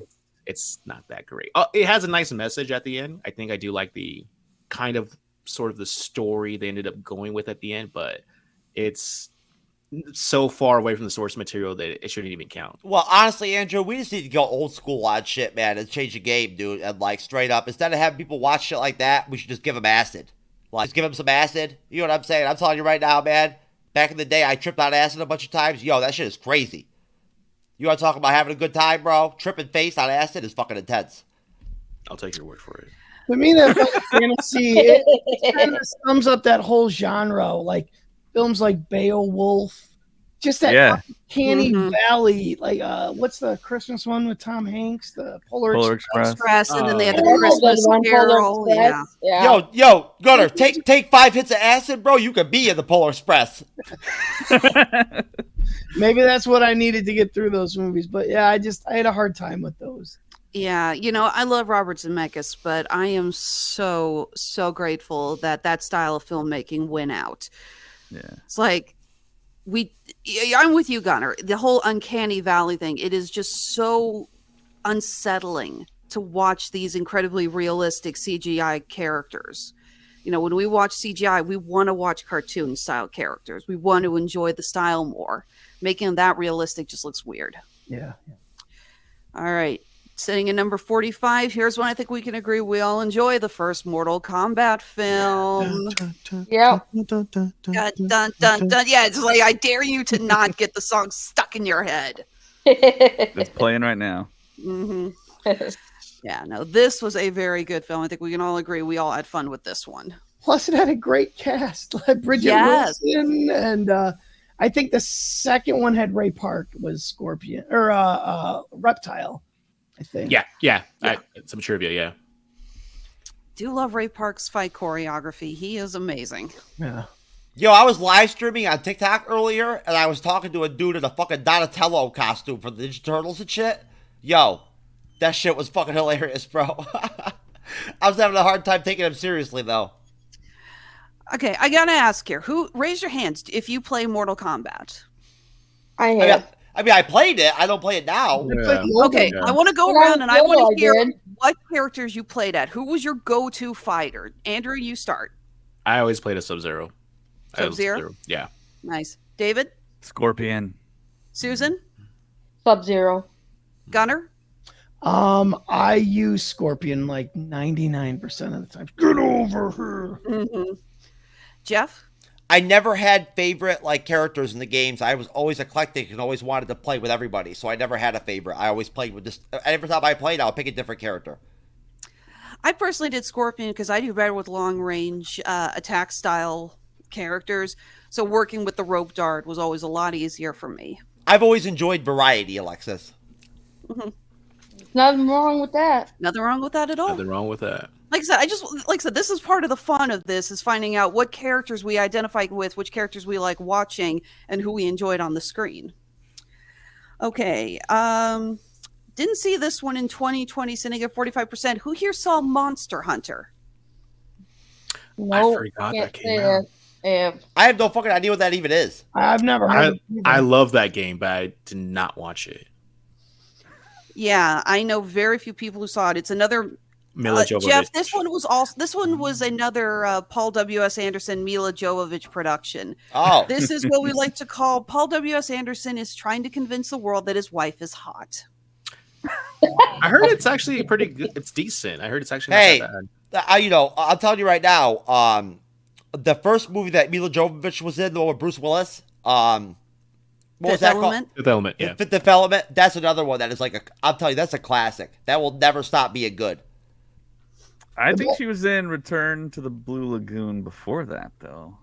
She was. Yes, yeah, you're right. She was. The best Yeah. thing about Paul W.S. Anderson and Mila Jovovich is their daughter, who was in Black Widow and looks exactly like her mom. Yeah, I saw that and I'm like, that's her daughter. Like, yeah. I will bet anything that's her and Paul W.S. Anderson's daughter. Did he also direct Fifth Element or no? No, No, no. that was Mila Jovovich's ex-boyfriend who directed the Oh Fifth wow. Element. Okay, there's a The thing here going on. Frenchman. Name Luke, escapes me Luke right now. Besson? Yes. Yep. Luke Besson. That was Bruce Willis at his best. Poor All Bruce right. Willis. Did you guys hear about him? Yeah, he's Yes, retiring. retiring. He's retiring. Mm-hmm. Yeah, apparently he has issues with memory and cognitive abilities due to Right. just years of trauma and like just Yeah. getting hit over the head too many times, I guess. So Yeah. he's stepping away before things get worse. Oh, that's unfortunate. It is. It is, but that man has earned a glorious retirement. Yeah. So, and I hate to say, but I am glad to see him stepping away before things get worse. Yeah, that's Right. true. I know. I agree. mean, seriously, I should have just stepped the fuck away a long time ago myself. All right, next movie on here, 2018's Rampage. This has 51%. We got another Dwayne Johnson film here. Now, I do find it funny that here on Rotten Tomatoes, when you have the Doom, you have the cast listing here and it says The Rock, but when you get to Rampage, it says Dwayne Johnson. You went legit. All Well, right. he changes his name, like, whatever. Now, I love classic Rampage. That was just Yeah. you're a monster and you're destroying a city. Really It's- hard to mess up that premise. Exactly. Yo, So these people who think that like The Rock should be the president or whatever are fucking delusional. I mean, it couldn't be that bad, right? Let's not. I talk mean, politics, we guys. had the Terminator be in the politics. Yo, dude, The Rock was so good at Doom, he should be the president. I'll tell you what, outside of maybe Mortal Kombat, I think Rampage is my favorite of all the games we've talked It's about. really good. Yeah. It's just classic. I think that honestly, it's very possible that whatever the disease or virus was or whatever, Resident Evil is what infected Joe Biden to the point where he's all fucked up now. Oh, for God's sake. Well, he's not a zombie yet, so I mean, that guy's shot. he's just tired. He's old. Jeff, honey, Yeah. no politics. Oh, I'm no. moderating. This is my show. This isn't politics. I'm just concerned about the fucking guy, man. He's out there. All right. He's Who out- else here He's saw? out there. Who else here's what? I'm sorry. Who else here Anyway. saw Rampage or has played the game? All right. Yeah, Andrew, what did you think? I thought it was really good. Like I said, it's really hard to mess up the premise of monsters destroyed cities. It's pretty. Oddly enough, the movie has more of a story than the game does. No, it's But a good movie. It's a good No, movie, yeah, Andrew. yeah, it's good. I'm not saying it's not. It's pretty good. Just the only thing is, by the end of the movie, I felt a little bit too long for me. Like I just saw it about a year ago again, and I'm like, I feel like this movie, like we could have done with less lead up time. I love what's his name, the guy who plays, he's Negan in Walking Dead. I love him in anything he does. I forget his name. Oh, Jeffrey Dean Morgan. Yeah. There you go. Oh, I Jeffrey love him Morgan. too. He's great. Oh, He's dope. He's in dope. Watchmen, he was awesome. He is good as the comedian. I've never in seen Watchmen. He is I've good never in seen that. Watchmen. A Watch, lot- watch, man. watch. penis in that movie. Watchmen's great. Oh, did you anyway catch? There's actually a Rampage arcade machine in the movie. Did anybody see that? Of course, there is. Yeah. So that's my piece on it. I like it. Great movie. It's fun. Yeah, no, I do like how they try to tie in the real, because the whole gene manipulation through CRISPR is a real thing. So I like how they did their research with that, even though obviously what they're doing with CRISPR is probably not going to result in giant monsters. Still, I like that they tried to give a reason for these monsters showing up. And not going to lie, the CGI still holds up pretty well. Looks pretty good. Yeah. All right. It's still not as cool as Triple on Acid. Next up at 52%, we have the 2018 Tomb Raider. This was an attempt to start fresh with Alicia Vikander, Oscar-nominated actress. Married to Michael Fassbender. Really? Yeah. Didn't know that. That's good pairing. That's good pairing. It is. I did not see the new Tomb Raider. Who here did and wants to talk about it? All right, Andrew? I actually really love this movie. I just watched it after playing the game that it was based on, which is also in the game a reboot of the game franchise. So like all the stuff about her being on the island and her dad and all that stuff like is pretty much straight from the game that's based off of.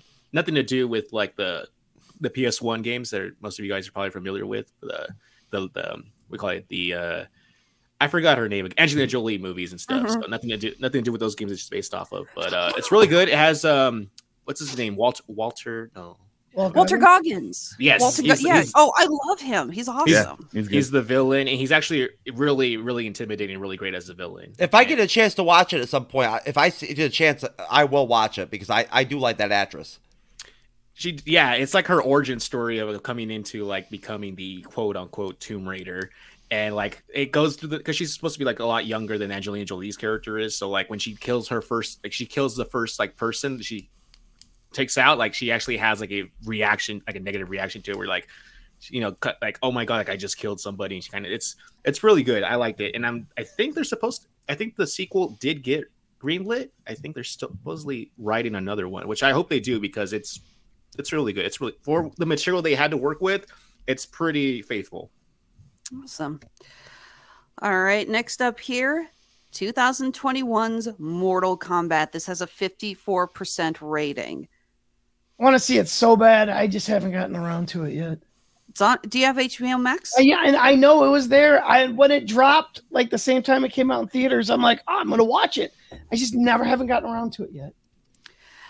So here's a fun little discussion we can have on this. We know there's going to be a sequel. And we all know that the sequel that is building up the next character who's going to drop is going to be Johnny Cage. Who do you guys think would be a good Johnny Cage? All right, don't get mad at me for this. I don't know if he's too old for this, but I think John Cena would be a great Johnny Cage. He has the attitude. Great in anything. He's a little too big for Johnny Cage. I think. I'm right. I love John Cena. I adored him in Peacemaker, but I think he's the wrong body type. Yes. Okay. Yeah, he's a little thick. I guess. Yeah. Johnny Cage is much more like lean. I guess so that makes sense. Mm-hmm. But I would love to see that because I thought that'd be cool. That'd be cool. Estos serán dos amigos que venían de Mapimi. I think that guy right there should play. I was so confused when the Spanish music started playing because I thought it was a Zoom call with one of my uncles or something for a second. What happened? It just kind of went out for a minute. It was an audition for the actor who's going to play Johnny Cage. Oh, okay. In other words, Susan Jeff got bored. I see. Yo, David, I'm telling you, man. I've seen you cracking the fuck up a couple times now, dude, and I'm telling you right now, I'm loving it, bro. I'm so glad that like you're having a good time. There was a big fan thing to have Ryan Reynolds play Johnny Cage. I think that would work. See him as that. That would be big. Here's my take on that. As much as I think he would fit the character perfectly, no argument, I think he's too big of a star. I think because you can the do actors in this are not Cage huge names. I think we need a smaller named actor to play Johnny Cage. I feel like at that point the movie would just be just about Johnny Cage. It would pivot away and just focus on him. I think John Claude should be Johnny Cage. Too old. Nah, yeah. He's always good. He's good, but he's old. He's beyond. He's really old now. He's beyond age. Beyond. Oh, what's his name? From Sons of Anarchy. He was in Pacific Rim. Charlie Hunnam. Yeah, Oh. yes. Somebody online suggested him a while back. What do you guys think about him as Cage? A lot I of think people. that would work. A Say lot that of people. again. A lot of people want him to be Wolverine in the X-Men in the MCU. That could See work it? too. I'd Yeah. rather have Charlie Day. Anyone ever told you you sound a lot like Charlie Day? Everyone tells me I sound like Charlie Day, and I take it. Oh my God, you do! I just he really does. You need to have the board in the back with all like the red Yeah. like, strings. You should hear me when I get excited. I turn on full Charlie Day. It's true. I just realized that. Yeah, that's cool. All right. So, Next but yeah, on- Alexis, I wanted to kind of like address what you said about having like smaller names. Mhm. I think they should have big names in Mortal Kombat, and I think that would improve the storytelling. Because I think the last Mortal Kombat we saw on HBO Max, it was severely overhyped, and my expectations were like through the roof on that. And then when I saw it, I was like, eh. Then they introduced a character that we didn't know anything about. I wanted a clean reboot with Scorpion and Sub-Zero being billed as the main characters. And Well, hey, if you want a clean reboot, just throw it through the Bacta tank I got, man. It cleans me up good. So yeah, Say that it's- again, Jeffrey. I think I mean- well, tell me, David, do we at least agree that the opening sequence with Sub-Zero and Scorpion in that, how amazing that was? yeah, it had its moments, but I think, man, if you got named actors to play those roles, so when you ask the question, who do you think should play Johnny Cage? The first actor that appeared in my mind was Brad Pitt, actually. Brad Pitt. Yeah, because he's You know kind of what? like If the you're going to an aging. older retired and you're bringing in Cassie Cage, Well, I you can know, see it. I just want to pose a question, a legit question, like, what is going on cinematically or whatever? Where are we at culturally or whatever when it comes to movies and whatnot? God bless you, Alexis. Excuse me. Thank you. That, like, literally, like, listen, when Shang-Chi came out, right, and I thought forever from the leaks and everything that it was going to be based off of, like, a Kung Fu tournament style structure or whatever with the film, I was so fucking excited for that concept. I was like, yes. You know what I mean? Like, it's going to be like a Bloodsport type, like, version of, like, an MCU movie. There was like a tournament sequence in there. Yes, with, yes, there was, Abomination, but yeah. it was short. It was short, Yeah, right? yeah. And so my only point is just that, like, why won't somebody make like a tournament style kung fu film again, like an martial arts film again? Bloodsport point. Dragon. You know, like, I mean, seriously, why won't anyone make a movie like that anymore? Like, I just don't get it. Like, why won't anybody make a movie anymore where there's tons of hand-to-hand combat, like Daredevil on Netflix, the Netflix series? Isn't I that think what if- the John Wick movies are kind of? Yeah, you're right. Yeah, and look how well they're doing. They've done. True. Yeah, I think The Rock That's could get a very movie true. like that greenlit. Yeah. Because I don't think the studios would want to do anything like that. Is it but- just because of the violence? Is it because No. you can't do violence anymore? No, I don't think so. Yeah, No, I it's- think it's- part of it is just because that style's been done so much and it's failed so much. Right, and it's failed. Right. Well, I don't know. I'm sorry, but when I watched Daredevil, the season 1 of Daredevil on Netflix, the hand-to-hand combat in that That series hallway is so. scene. Oh my the god, hallway man! scene. Oh my god, I love it. I mean, So it's cool. ridiculously good. I don't see how anybody could not enjoy that. All right. Well, moving on to the list, guys. We're finally in the positive ones. That we finally are out of the green splatters. We're on to the fresh ratings. What is this, like All 70 right, and let's above? go, girl. Is it 70 and above, or what is it, Alexis? 60 and above. Oh, okay. Because it's sitting at 63 is Sonic the Hedgehog. that There low? we Wow. go. Yeah, buddy. Oh yeah, I'm so excited, man! Great. I really am excited for the sequel. I think it's going to be really good. Next Tails week, and actually. Knuckles. I want to go see it Yeah. so bad. hmm I think I don't know. When I went today to watch Morbius, we'll talk about that some other time. And We don't have time. We don't And- have Oh my time. god, Yeah. And there was Andrew, I forgot about Morbius, dude. I totally forgot.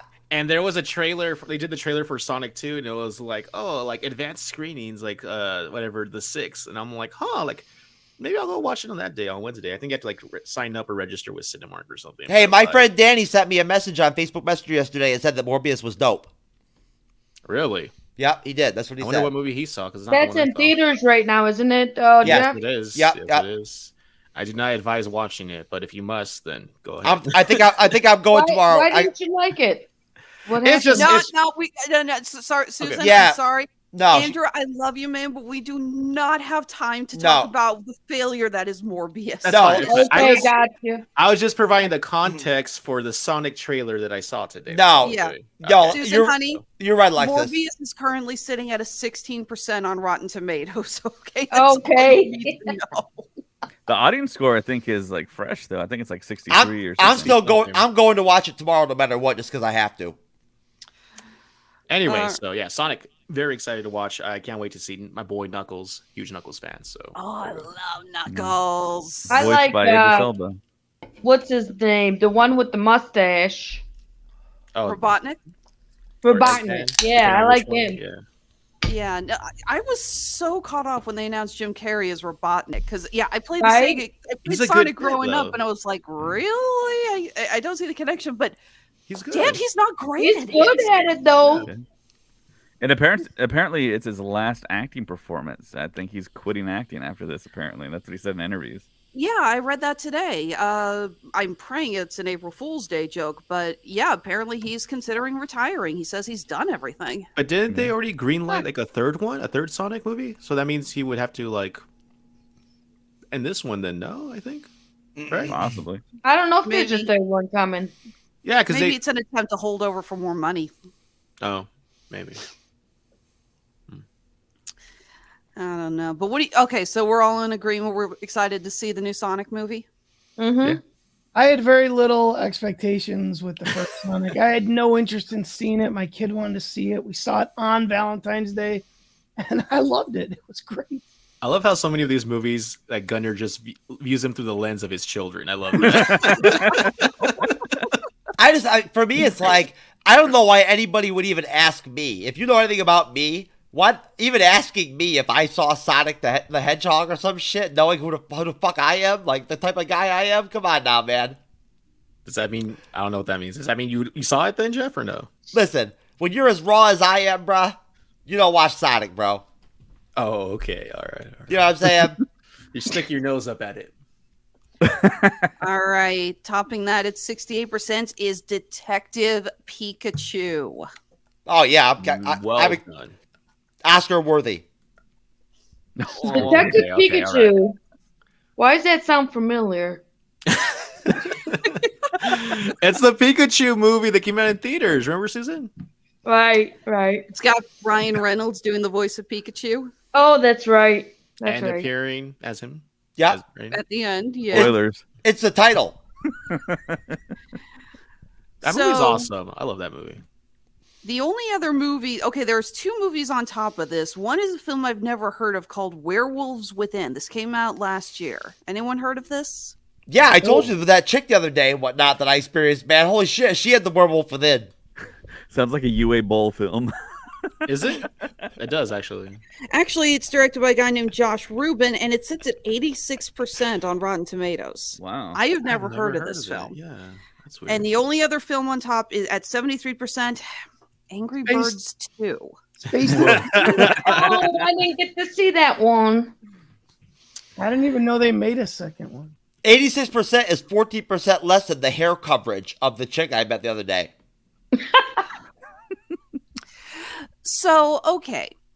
One of the big things I want to talk about here is we've all got our agreement on what we thought was a good adaptation, what we thought was a bad adaptation, the ones we liked, ones we didn't like, the ones that we enjoyed even if they didn't get good reviews, the ones that we think weren't that great even if they did get good reviews. But the question is, what makes a good adaptation? What is making things like Detective Pikachu, Sonic the Hedgehog, Mortal Kombat? What is about these films that's getting where films like Mortal Kombat Annihilation, Super Mario Brothers, and anything by Uwe Boll has failed? Female nudity.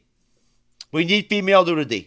I'm ignoring you now, Jeff. Resident Evil has female nudity. Just Yes. Yeah, it does. That's why it's so good. Okay. Anyways, all right. Who wants to go first? Who's got a thought? I'm stupid. I have no fucking idea. All right. I'll go first. right. So a lot of these great movies that I think there's no coincidence that as this list started getting higher, that the movies became more and more faithful to their source material. I don't think that's a coincidence at all. So Detective Pikachu, like I really love that movie. What it does really well is that it does a great job of adapting the world of Pokemon, a living, breathing metropolis with like, you see like there's that character Machamp. You guys probably don't know who Machamp is, but I love Machamp. I play Pokemon Go. Machamp's one of my top fighters. Well, there you go. So he has like the stop sign. He's directing traffic with his multiple arms. Like it looks like this is a living, breathing world where the Pokemon actually do have roles. They are integrated with society and stuff.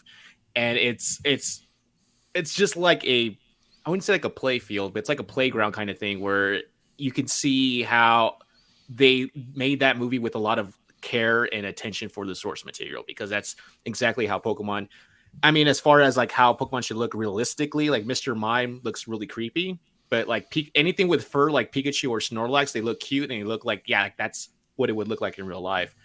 And then I think of, for example, Mortal Kombat, the 2 Mortal Kombat movies that are on the list, they're tournaments, martial arts tournaments with signature moves, with different character personalities, just like how the games are. So I do think the key to making a good video game adaptation is to stick to the source material and then still have some wiggle room to do something interesting with it. Because Detective Pikachu is not an adaptation of the mainline Pokemon games. It's actually an adaptation of a game called Detective Pikachu, which is like a side game that like no one really played that much. But the movie is so charming and it's just so well done that it doesn't matter that it's not like Pokemon Red or Pokemon Blue or whatever, or Pokemon Go or whatever. So it's really well done. But that's my piece on it. Off Andrew, just based bouncing right off of Andrew, the premise of the video games that we're talking about, a lot of these films, works in the video game world and the video game culture and whatnot in that market. But from a cinematic standpoint, it just does not translate. You know what I'm saying? Like the same way to where, its value is of that same level. You know what I'm saying? Like, it's like Marvel Studios, right? And the MCU and Marvel Studios, the changes they make from a comic book standpoint with the films to make it work cinematically. You know what I'm saying? Because no matter how like big of a diehard Marvel Comics fan you are, at the end of the day, that care, even if you care deeply about the comic book accuracy, you have to grasp the reality that logically you can't make Moon Knight as a series work, like from a cinematic standpoint, if you keep it completely comic book accurate. You have to change shit. It has to be changed. And I feel like when it comes to these video games adaptations, it must be just a real struggle. Like there's a problem with trying to make that translation, to trying to make that change, and trying to to find a medium in the middle, or facilitate a process where you can make that translation in a way where it translates cinematically, to a level that's even close to the video game level, of support or enjoyment. That just seems to be very difficult, for some reason. And at that point, really, when it boils down to it, nobody's really been able to pull it off. Like really, like fucking top notch, like high level. Nobody's been able to do it. Well, that actually also brings me to another point. I'm sorry. Did I just interrupt someone else? Or? No. I was just gonna say that. Go ahead, Gunner. I was just gonna say I feel like comic book movies have a built-in audience, and so I feel like these studios that pump these movies out rely on that built-in audience, and they feel like they don't have to put the effort into making a good film, that they're going to get by on the name alone. And that's why I feel like most of these movies are terrible, because they're not trying to make a good movie. They're trying just to pump these things out as quickly as possible. Yes. And move on to the next Gunner, one. Gunner, do you not believe that also connects just where things are at culturally with like the whole, 2-second type, like, attention span of like where things are at with people, especially the youth, with the internet? I mean, if you think about it, everything is a sequel or a remake or an adaptation. And again, it's just because I don't think I think Hollywood doesn't want to take the risk on making something great when they're like, well, we could make this movie for $100 million and it could be fantastic, or we can make these 5 movies okay, but they're each going to bring these 5 movies that we're not even spending $100 million on. They're going to bring us $500 million because they already have an audience. It'll be in the theater for 2 weeks. You only have to pay for 2 weeks worth of advertising. They'll be done. It'll be on DVD and it'll live forever with the people that watch those movies. So authenticity is fucking lacking hardcore overall. You know what I'm saying? Like widespread in all mediums, everywhere. Authenticity is lacking hardcore. In games too, yeah. In everything these days. And that's why people like me, as fucked up as I am, you know what I'm saying? People actually like me and enjoy my shit. Because I'm authentic as fuck. You know what I'm saying? And I'm like the definition of it. So at that point, you know. Like me, like I'm what's it, like I'm tight as fuck. It reminds me of that little rant. You know what I'm talking about, Jeff? Or no? Yo, I'm telling you, listen, I don't want to sound arrogant, but like I don't think it's possible for anybody to be more real than I am. I'm the most real fucking person there is. Yeah, I agree with everything that Andrew, Jeff, and Gunnar said. I mean, it's all part of the equation why these video game adaptations, I mean, first of all, it's very hard to make a movie. Second of all, it's very hard to make a good movie. And then you want to take material from beloved franchises of video games, which is a totally different medium, and transfer it to the cinema. I mean, it's a hard thing to juggle fan expectations and what the fans want with what's really going to work on screen. Yeah. And it is very surprising that we haven't had something that's just kind of just a legendary film based off of the video games we all know. But David, think about it. Alexis, what was the movie we were talking about earlier that based off the video game that we thought would have been great cinematically? Assassin's Creed? Assassin's Creed, right? David, even freaking Assassin's Creed, where like you would think built in, this shit will work. You know what I'm saying? This premise is perfect for cinematic. And you have a proven star in Michael Fassbender, and it still doesn't work. Yeah, it's one of those big questions that I mean we just came up with a lot of reasoning why it hasn't been successful. The real big thing is the fact that we're moving into this age of where if it's not a tentpole movie, if it's not a blockbuster, studios aren't going to touch it. I mean, it's just not going to happen. It's going to have to be a series on Netflix or Disney Plus or something like that. So, well, that actually brings me to my next point, because there is one adaptation method that we have seen has worked for video games, and that's shows.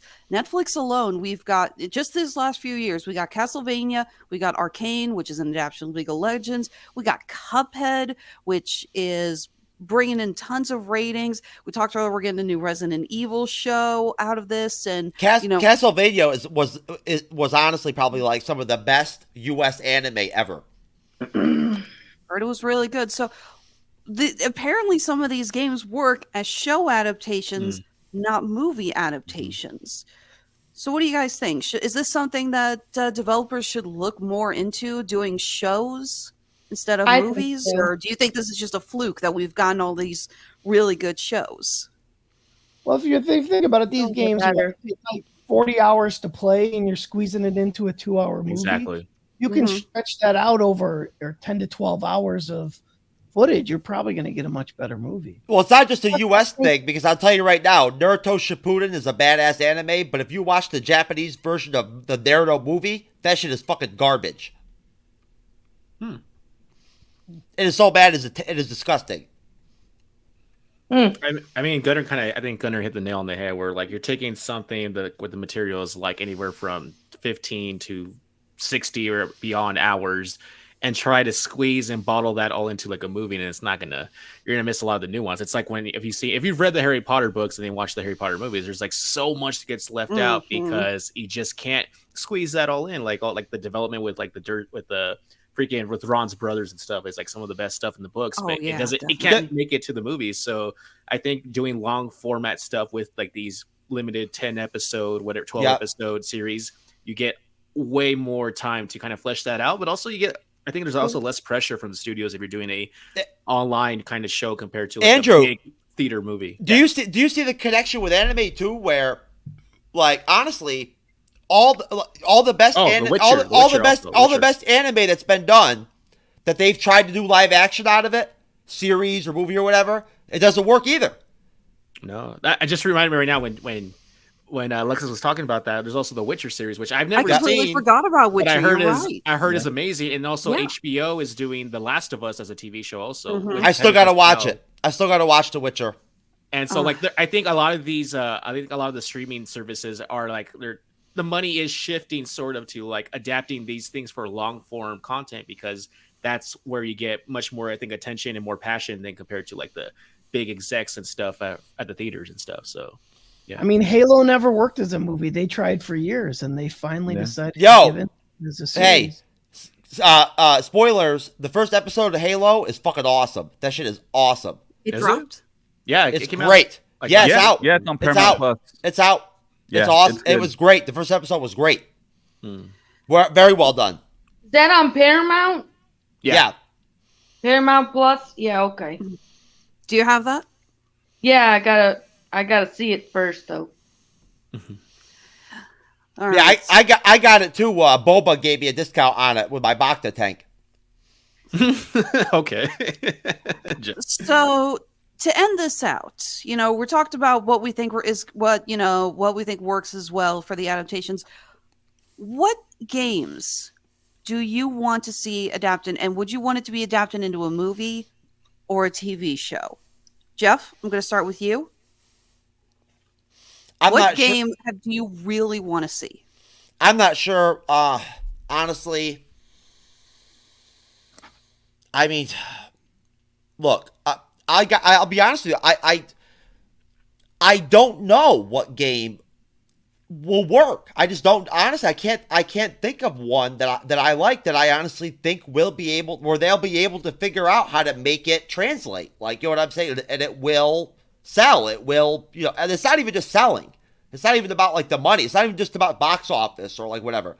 It's about like quality. You know what I'm saying? Like, can you make a quality film out of it? Can you make a good movie out of it? Mm-hmm. And honestly, look, I'm not a massive gamer to begin with, but I can't think of any video game that I've liked and whatnot where at this point where things are at, after everything we've talked about here, I can honestly say I think this is going to work. This is going to be the one that's going to fucking like smash the window, the glass or whatever, I just can't, I don't know. All right. Gunnar? You got so any thoughts? I hear they're making a Zelda. At least they've been talking about that for years. So that would be cool. But the one I would like to see, and I'm being 100% serious, because nostalgia is in right now, and the 80s are hot.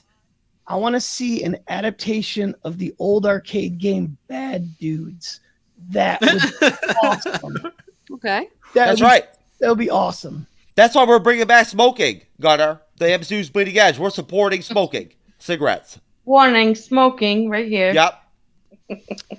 All right. Susan, what do you think? I don't know if this says my age or not, but I'd like to see Kirby. Yeah. Okay, Kirby series. There was a Kirby anime. Yeah, Kirby right back at you. Yep. Yeah. Which I never did get a chance to watch. I was a little after my time, but okay, yeah. Yeah, let's get Kirby versus Jigglypuff in. There you go.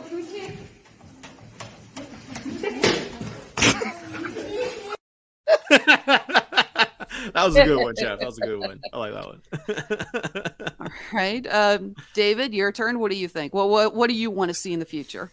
Yeah, I mentioned it at the top of the show. I think the Holy Grail is The Legend of Zelda. I mean, that's been talked about for so long. I've dreamt about it, and I think as a trilogy of films in the theater, along the lines of like a Lord of the Rings style type of like presentation, really long films, you get your long form format, or on Netflix. I mean, if they want to do like a 6 to 10 episode series on it, if they just do it right, if they get Weta involved, that would be awesome. And another game that I've thought about that could possibly work, they would have to change some stuff, of course. It would probably be Metroid. I think that would work. That's a Metroid good could be cool. good. David, I have dreams where I think about what it'd be like if I could stop getting laid so much all the time. You know what I'm saying? Like, honestly, dude, like, I'm tired, bro. I'm tired. Self-restraint, Jeff. You seen self-restraint? I'm tired, man. Andrew, your All right. thoughts? What do you got? Well, so the main one I can think of, luckily, is being made into a movie, and that's Metal Gear Solid. Metal Gear Solid is Oscar Isaac. Oscar Isaac is attached to play Solid Snake, and Well, Kurt Russell's too old for the role now. Snake Plissken. He's too old.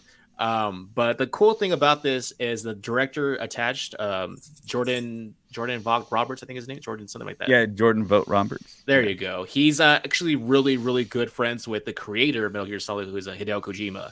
So I feel like that's really good chemistry for a potentially really good film. And I loved Oscar Isaac in Dune. I love him in Star Wars. I love him in everything he does. So the Moon Knight now. I think he has the pedigree to pull it off. So, and then also, of course, next year we're supposed to get the DreamWorks Mario movie. So that should be kind of cool. Very true. I completely forgot to bring that up. That is going to be interesting. I don't know how they're going with the Mario movie, considering that they've announced they've got Donkey Pratt. Kong and Chris Pratt. They got Donkey Kong as a character as well. So is this going to be like the plot of a Mario game? Or is this going to be something like Wreck-It Ralph, where we're just in the Mario world? I would think the Mario World thing. I think that's the one makes the most sense to me because they have Gunner. Gunner's going to be Luigi, right? Chris. Was it? And we have some other character, right? We have I think Anya Taylor-Joy is Peach. I think, right? I'll tell you right now. Yeah. I've been hitting on this fucking wax vape over here hardcore for the last couple minutes, and dude, I'm in the Stone World right now. Straight up. Yep, I am. You mean the Stone Age? Is that the Stone Age? Yeah, I'm in the Stone World right now. I'm baited right now. That kind. Oh, I know you're. Come on now, Susan. I know you. I know you're faded. Mario was the villain in Donkey Kong, so it only makes sense that Donkey Kong. That's and true. then he became a boxing referee. Felix character, yeah. He became a boxing referee. Actually, Tyson's Punch-Out would be a cool movie too. Ooh, that would be interesting. Yo, if they showed the way I fight motherfuckers, like in movies, they wouldn't be able to do it because it's so graphic. And actually cast Mike Tyson. It's so fucking like savage and graphic and shit. It wouldn't be able to be seeable. Well, what would be genius is if you didn't let anyone know. And what was the name of the guy at the end when they got rid of Tyson? That was the main guy that King Hippo? No. I can't remember. You replaced him with? Yeah. Mr. Dream. Yes, Mr. Dream. You make all the advertisements be like Mr. Dream is the end, and then after he beats Mr. Dream, Tyson comes out and he has to fight Tyson. I would watch awesome. that. That's as a total surprise, no one knew. All of a sudden, you thought the movie was over, and Tyson, like a WWF turn where you. Yeah, I'm telling you right now, one thing that pisses me off about being disabled sometimes. There's not very much that I gripe about, but one thing that pisses me off about being disabled is that, honestly, I would have loved to be able to go on one of those like YouTube fight deals or whatever, where I just fight some motherfucker. You know what I'm saying? On video and whatnot, just scrap them out and shit, hardcore, right in the street. Were you Uwe Boll? Yeah, just straight up, like out of the street fight with some motherfucker. Yeah, I would have loved doing one of those bitches. That shit would have been awesome. So what I personally want to see is that I know that if we can get a series, I'm such a huge fan of a lot of classic fighting games, and I'm with Jeff. I think the concept of a good fighting tournament actually does have merit. Yeah, but again, it doesn't work. I'm sorry. Go ahead, Alexis. But it doesn't. Again, I don't think it works for a movie because you got to condense so many characters down to a 2.5 hour film, and that's the problem. I think that this would work better in a series. So I'd love to see something like Street Fighter, Killer Instinct, something like that is a Netflix or HBO series. I think that could really work. Yeah, I hear you. I like fighting motherfuckers too. That shit's fun. Yeah.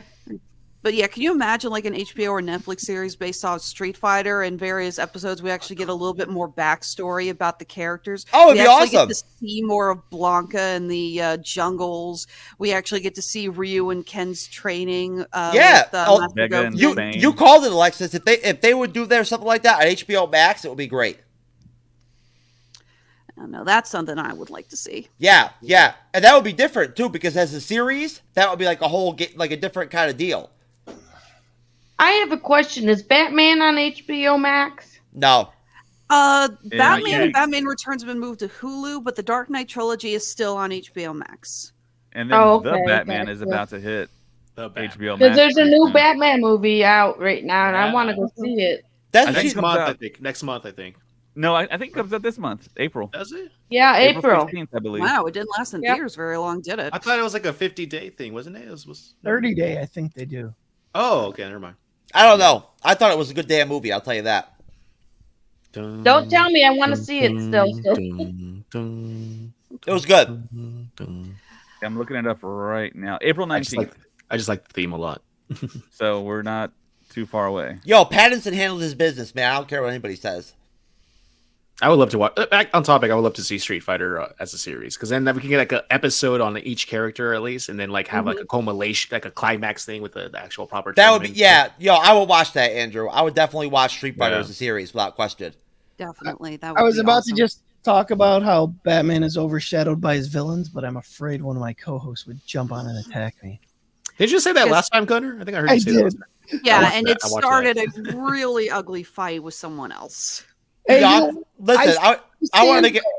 I stand by the fact that the Batman villains overshadow Batman. Gunnar, I'm telling you right now, listen, man. The next time somebody fucking comes on the show and even like comes at you like he did and whatnot, that guy Kevin, yo, I'm gonna digitally knock that motherfucker out right You know there. what though? I was fine Digitally. because you know what? I punch put my Andrew right ground now. and I took it because it's true. Dude, I'm telling you, man. I'm telling you, dudes like Kevin and Chris from MCU Mondays are so fucking lucky that they've never fucked with me in real life, man. Why do you keep bringing up Chris? I don't get it. Because I'm telling you, man, like it pisses me off that I don't have a way that I can't have a chance to punish him He's the way just I'd living like to. rent free in your head, Jeff. Come on. Okay. So, does anyone have anything else they want to discuss before we drop plugs?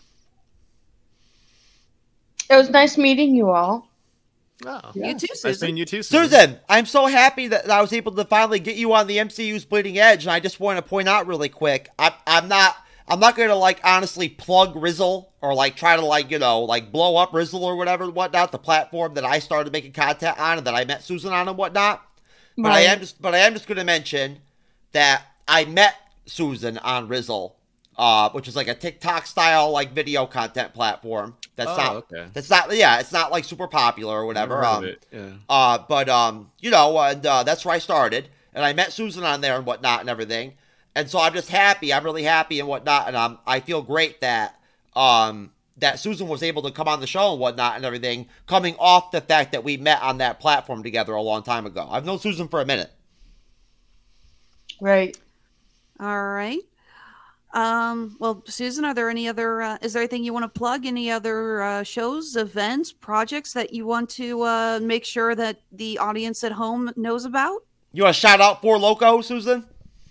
I'll shout out Sour Apple for Loco. There we go, baby.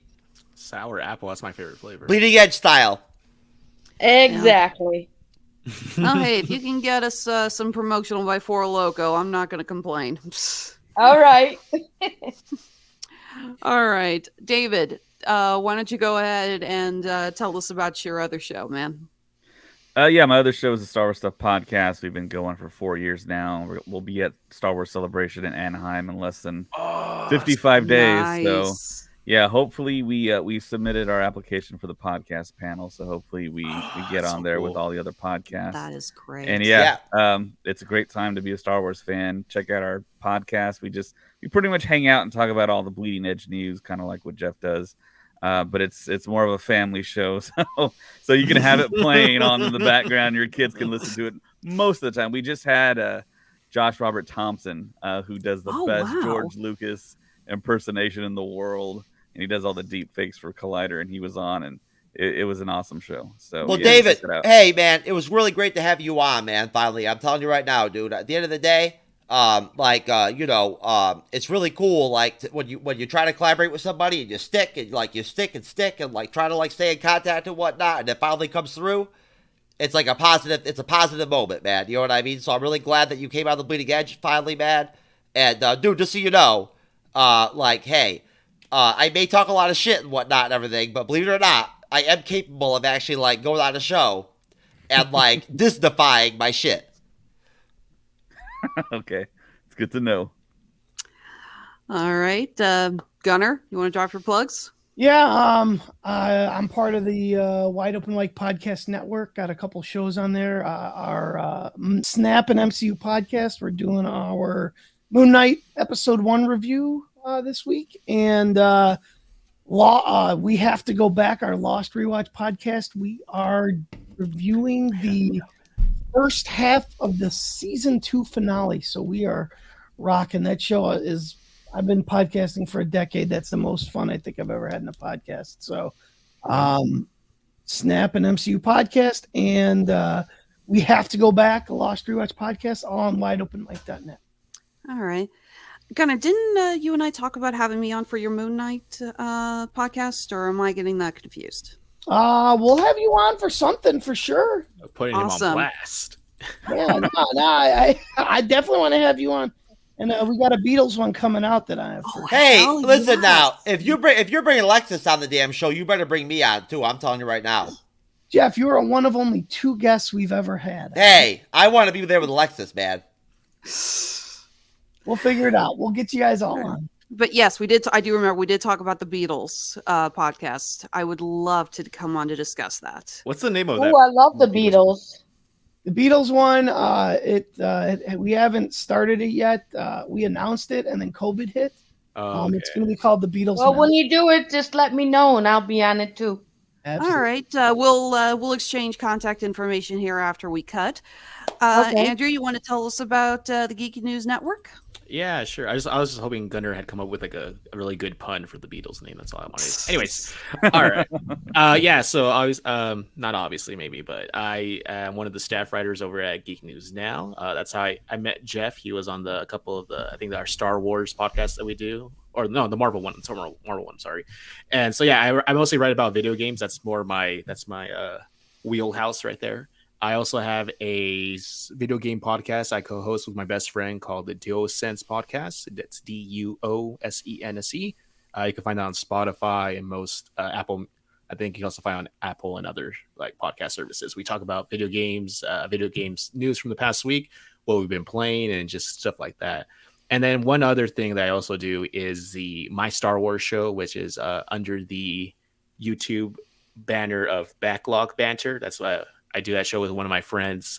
He's the host, and I just kind of join him every 2 weeks to talk about Star Wars stuff. So, yeah, next time I need to come up with an actual script I can just read, so it makes it easier next time. Hey, at the end of the day, you're just a really fucking good guy, man. Well, thank you, Jeff. I appreciate that. Thank you. All right, Jeff, you want to promote the next few shows for MCU? I just want to promote everybody here on the damn show, man. You guys are fucking awesome. You know what I'm saying? That's all I give a shit about. You know what I mean? Fuck everything else. You know? You know what I'm saying? Like, yo, I'm living in the moment here, baby. You know what I mean? Like, yo, it's nice to chill with dope ass people.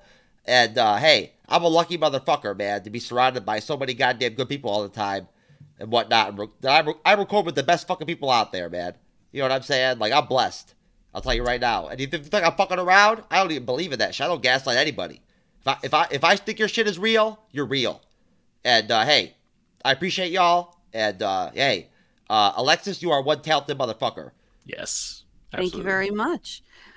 All right. Just wanted to make sure that you had dropped your promos for the Bleeding Edge before I dropped my plugs. Oh, okay. So. All right. Well, I mean, I'll try to drop it too hard. You know what I'm saying? Because I can drop some shit. But anyways, as far as the Bleeding Edge goes, we're doing Moon Knight on our main show on Wednesday nights all the way through the Moon Knight series. And I'm sure that'll be interesting.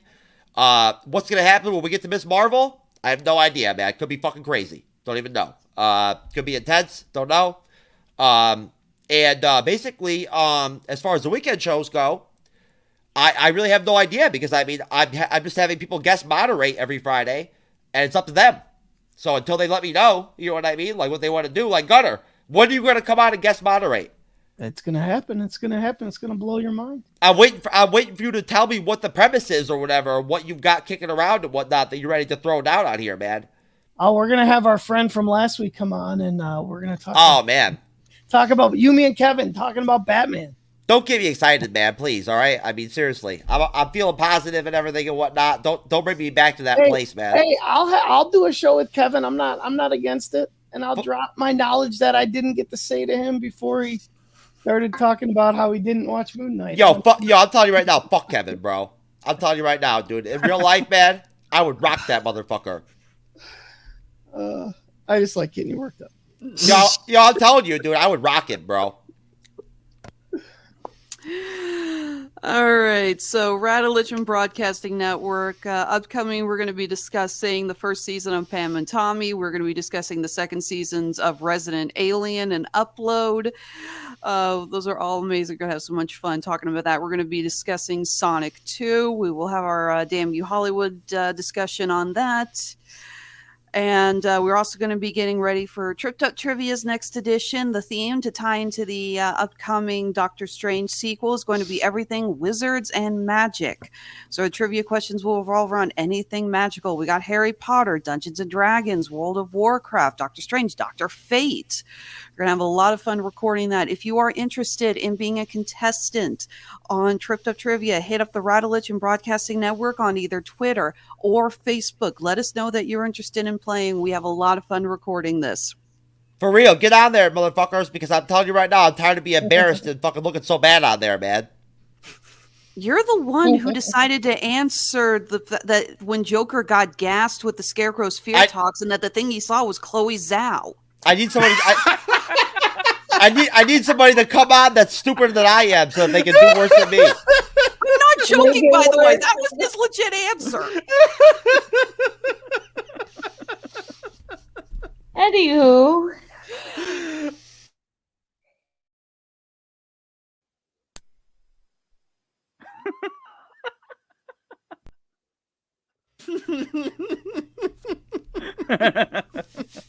You feel better, Jeff? Oh my god, that shit is hilarious. I'm telling you right now. For the record, does anyone know what Joker did see when he got gassed with the fear toxin? No, what? I was going to ask. Anyone want to guess? Is it something? Is it Batman? Nope, didn't see Batman. Is it him? Is it himself? Okay, I give up. Nothing.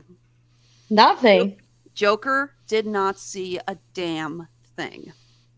This was in the Nightfall series. He's hard. So, yeah. And on to the plugs that actually pay my bills, because Lord knows Mark Radulich doesn't pay me. He should. Oh, I'd love it if he could, but I think he'd like it if he could actually make any money. I think we'd all like that. Hey, I'll tell you right now, I've got a lot of positive things to say about Mark Radulich, but one main thing I will always appreciate him for is the fact that he can have me with you. Mark is the best. I love working for him. I just also love giving him a hard time about the fact that I want to get paid for my job. But no, I run Honey. I had a chick the other day, actually. I met this chick the other day when we got done having sex. The first thing she said to me afterwards was, "Why don't you fucking sell that shit?" She was like, "Dude, why don't you make money off that?" What? Wait, no, you know what? No, answer. No. Don't say it, Andrew. Please, God, don't say it. So I run Honey Suckle Rose Creations, where fashion meets fandom at the intersection of geek and chic, purveyors of handmade jewelry. We just wrapped up a show in Lexington, Kentucky. It was our first convention of 2022. It was a great show. Had a blast. Love working in Kentucky. It's such a beautiful, beautiful state, especially in the spring. Love driving out there. Next show is going to be here in Kansas City. It's Planet Comic-Con. And after that, we're going to be in Springfield, Missouri for a small show called Vision Con. I honestly had forgotten I bought a table there and rolled over from the 2020 shutdown. Looking forward to that. As always, you can find us on Facebook, Instagram, and Twitter. Our shop is fully stocked on Etsy. Our handmade at Amazon shop is temporarily shut down. I'm afraid they have changed their policies with their photos, and I got to go through and do some massive editing. So we'll hopefully be getting to that sooner rather than later. It's not a big problem. It's just going to take a little time to, twerk everything, as it were. But the shop on Etsy is still fully stocked and ready for you guys. Again, that's Honey Suckle Rose Creations, the intersection of geek and chic.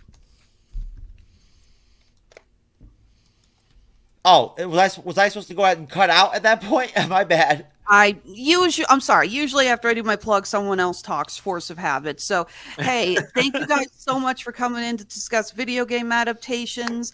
I think we had a really good time tonight. I think we had a really good discussion. You all are absolutely wonderful. We had a wonderful time. I hope everyone listening had fun as well. So until next time, guys. Peace. They're going to kill me. I told them to send me a video holding an object and start nodding. Anything is a dildo when you really put your mind to it. There's no such thing as too large or too sharp. Every time you stop to question yourself, I want you to tell yourself, I can and I will.